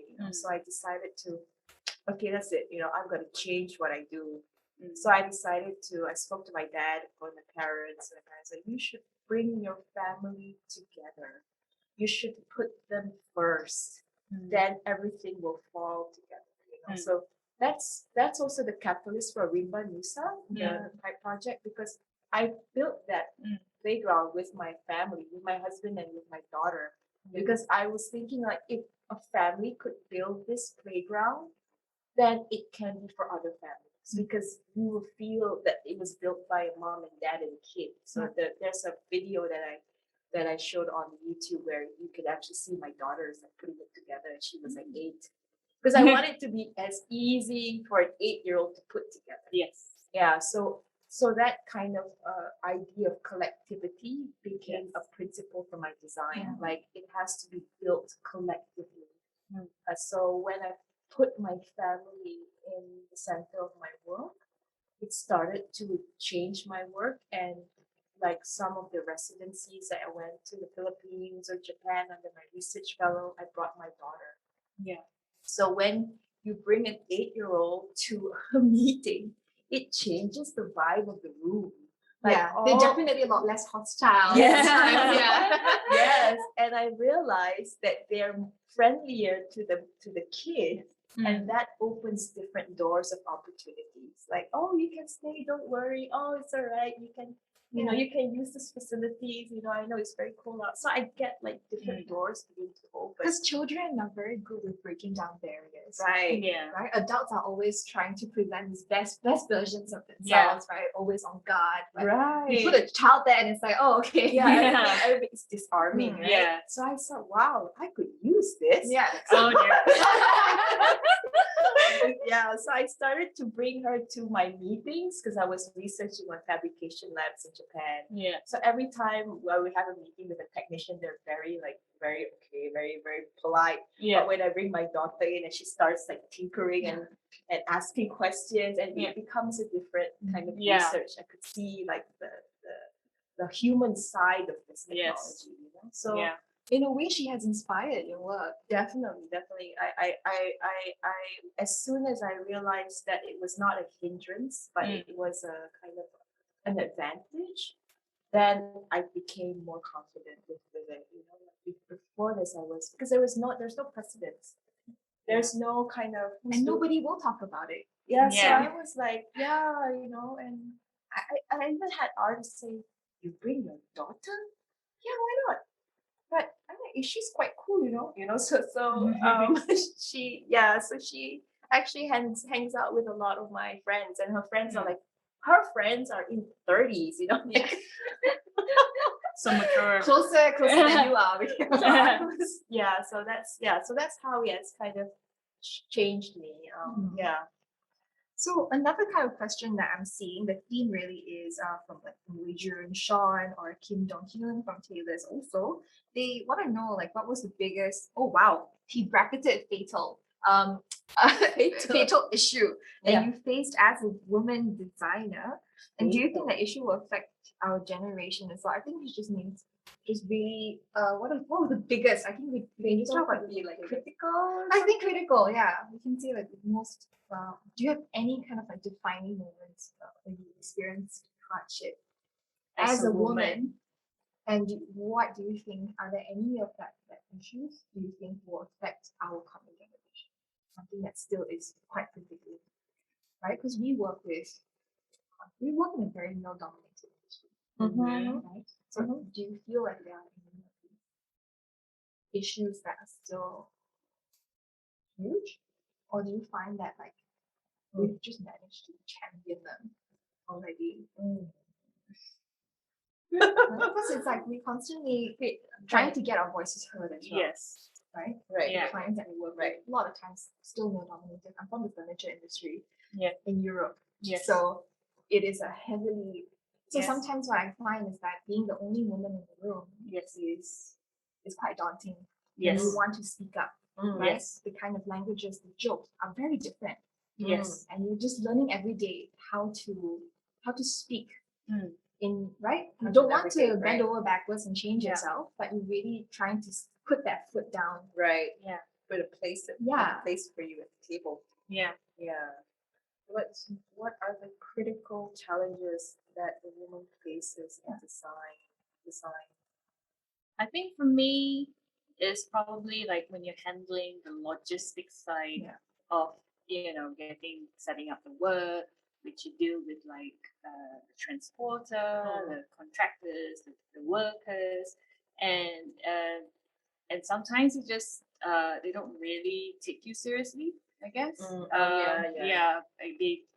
like how the way you want to set up and everything, and they they ignore your command, or maybe because maybe because you're a woman with with a soft spoken voice, and then they just like, oh, they don't felt the seriousness to it. So I think that's one of the challenge. But the way I work is that, well, if you don't do it, your pay is gonna be cut. So It's and just sorry. simple as that, right? Yeah, it's quite simple. So it's quite easy to navigate for my side. Other time, whenever there's a meeting with mainly like a lot of like male dominated kind of like meeting, and then there are like uncomfortable sexual related jokes that can pass around, and it's often something to do with women and everything, and that made me very uncomfortable actually, and sometimes I do voice it out, and then they say like, oh, you're too serious, you're being like a virgin or whatever, that kind of comments, sorry. So I think the main part really is just being taken seriously. Yes. Sometimes. Yeah. Right? Sometimes there's like no respect actually. Right. Yeah. But I think you can just be firm. Like just show that you're not entertaining all these like BS on the side, Yeah. And that's what you did. You actually got to the point where you actually voiced things out. Yeah. So even though it's obstacles that we face every single day, but I think what I really like is that we have it within us to put our foot down. Yes. Yeah, we really do. I think women nowadays, we are getting more and more empowered. We're finding our place in this world, in this society, in this community. and there is place for you to speak out. Yes. Yeah, and the good thing about Malaysia is that it's not uncommon to see women in positions of power. Yes. Or in higher positions. So it's normal to see a CEO of bank, a woman, or Yes. a director of a company, a woman. So that's kind of also good in the sense that that idea of kind of female leadership is more acceptable. Yeah. Yeah. Once in a while, it needs to be reminded, but I think comparing to my experience in Japan, it's a much more comfortable environment here. Much more. Yeah. Yeah. So I think like it's not a perfect system For sure. but I think this is where each of us have to sort of come together and don't get sidetracked by these sort of distractions. You know, you're a designer, you're a professional. Just be that way. You know, make your decisions. Don't entertain all these, these jesters, court jesters. You really have to tune them out. Yeah, there's just another form of like negativity in the environment. Yeah, so maybe they're threatened by you or something, but you just have you just have to move and like prove to them that they're wrong. Like your work speaks louder than anything. Yeah, that's right. So there's another question. So it's interesting to Pamela regarding the installations. So they actually wanted to know also, because we're talking about like this installation from the GBF event, and also they wanted to know whether with the weaving that you did for projection kite, how long that took. But these are questions like, do you post them? Do you talk about the processes of these installations on the website, or do you talk about like the materiality and things like that? No, actually, I didn't. But I can quickly just answer the question. It took probably 2 weeks actually. It was a rush job, and we hired as much of like part-timers to work on it if we are running out of time. But basically the weaver gave us a quick crash course on like how to do it. And so how many of you? That's like probably like 10 of us, I think. 10 weavers altogether. Probably 10 to 15. Because it's a huge work, So I say like, okay, you do this module and I'll do this module. You do yellow, I'll do pink, that kind of thing. So it's just quick crash course. And so the main materials that you use for example, Gym of the Securance and for projection kite as well, what are the main materials that you've like used that you found works for you?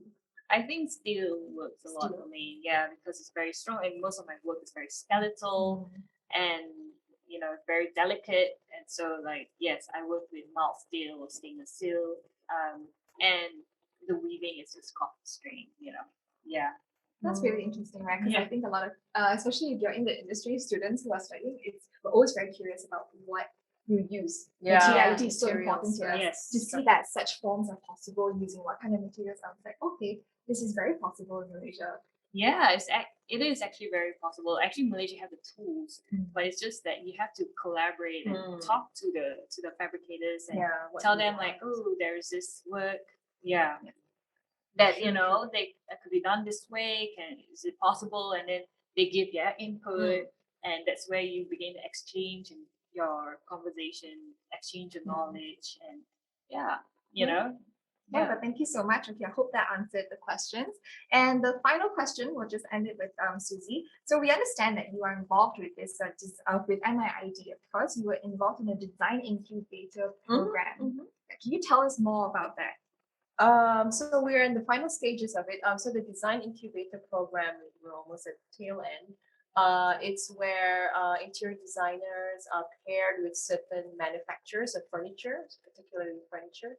And for the past 3 months, I think the MCO really pushed our schedule a bit. So we collaborate to produce a certain new design furniture. It could be tables, chairs, depending on what factory you're collaborating with. Yeah.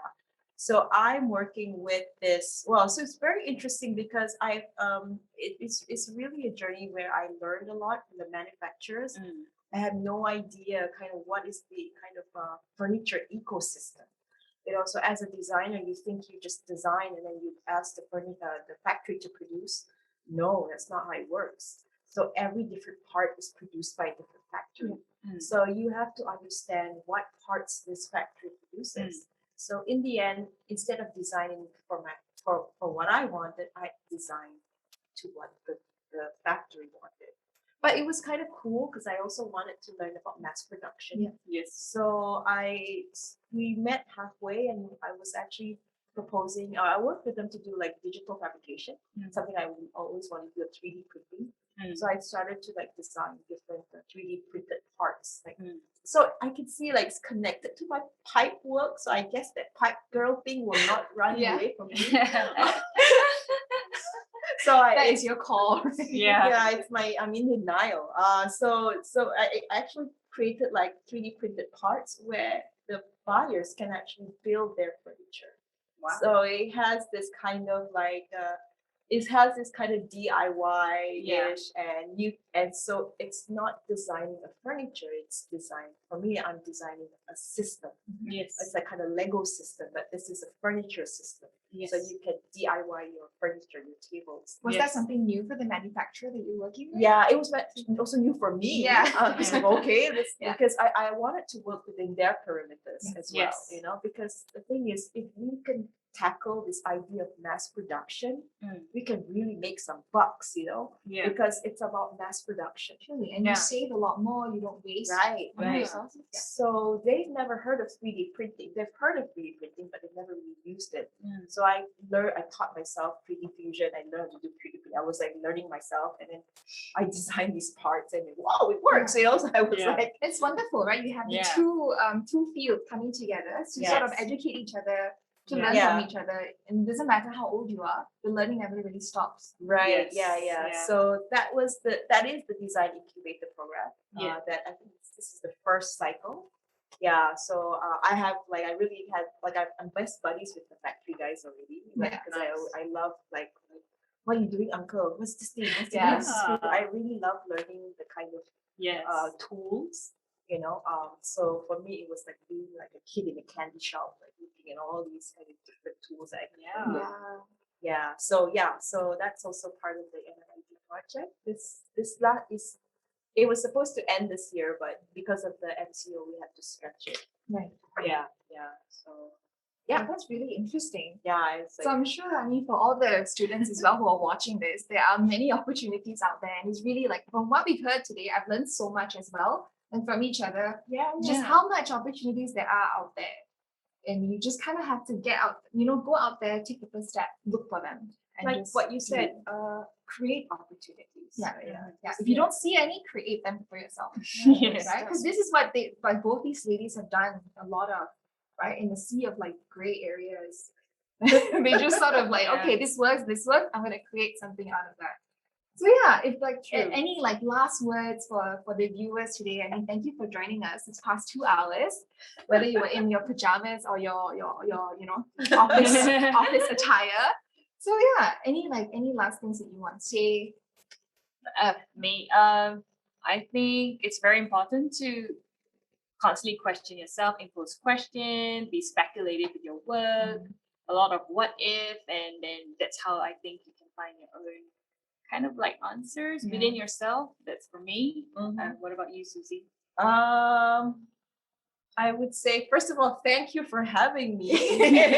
Thank you for being here. Thank you for being here. Thank you for staying on till this long. And of course, happy Women's Day to everybody out there. So I get those formalities out. I think you're right. I was thinking about what you said about this idea of gray areas, and there is a lot of opportunities for people who are just very energetic, positive minded, strong spirited, anywhere with this kind of personalities, you can find something. It's not really too much about your background or too much about your education, but it's really about that desire to always want to learn, and I think that is the best thing that will keep you ahead of the game. the fact that you're always willing to like get new knowledge, right? Yes. And, yeah. So Like you don't have to have everything figured out. It's Yeah. okay to be just sort of like floating through things, but if you have your intentions right, Right. set Yeah. in the right place. It's that okay will to be lead lost. Yeah, for a it's while. okay to be Yeah. lost. I think that's a very important thing. We Yeah. never hear this in official like talks. We're Yeah. always talking about how to be successful, but Yeah. we don't talk about how Yeah. it's okay. Yes. it's okay to be lost. It's actually kind of a reflection. It's a Yeah. time of reflection. I think there's a saying like sometimes you need to be lost to be found. Yeah. Yeah. So it's like Exactly. it's sort of like a necessary process, like how you should also fail kind of thing. For me, like throughout my failures, I feel it's like a very necessary process. Right. You know, To get you to where you are today. Yes, exactly. Yeah, So, that's yeah. true. That's wonderful. So we really hope you had a good time. This 2 hours passed by so quickly. Yeah. And if you have any other further questions, also feel free, you can search them up. Suzy Sulaiman and Pamela Tan. You can search them on Instagram, on their website. And once again, thank you so much for joining us. If you're still here, you are incredible. So happy International Women's Day. My name is Esther, and we'd just like to thank you and have a great evening. Thank you. Bye. Bye.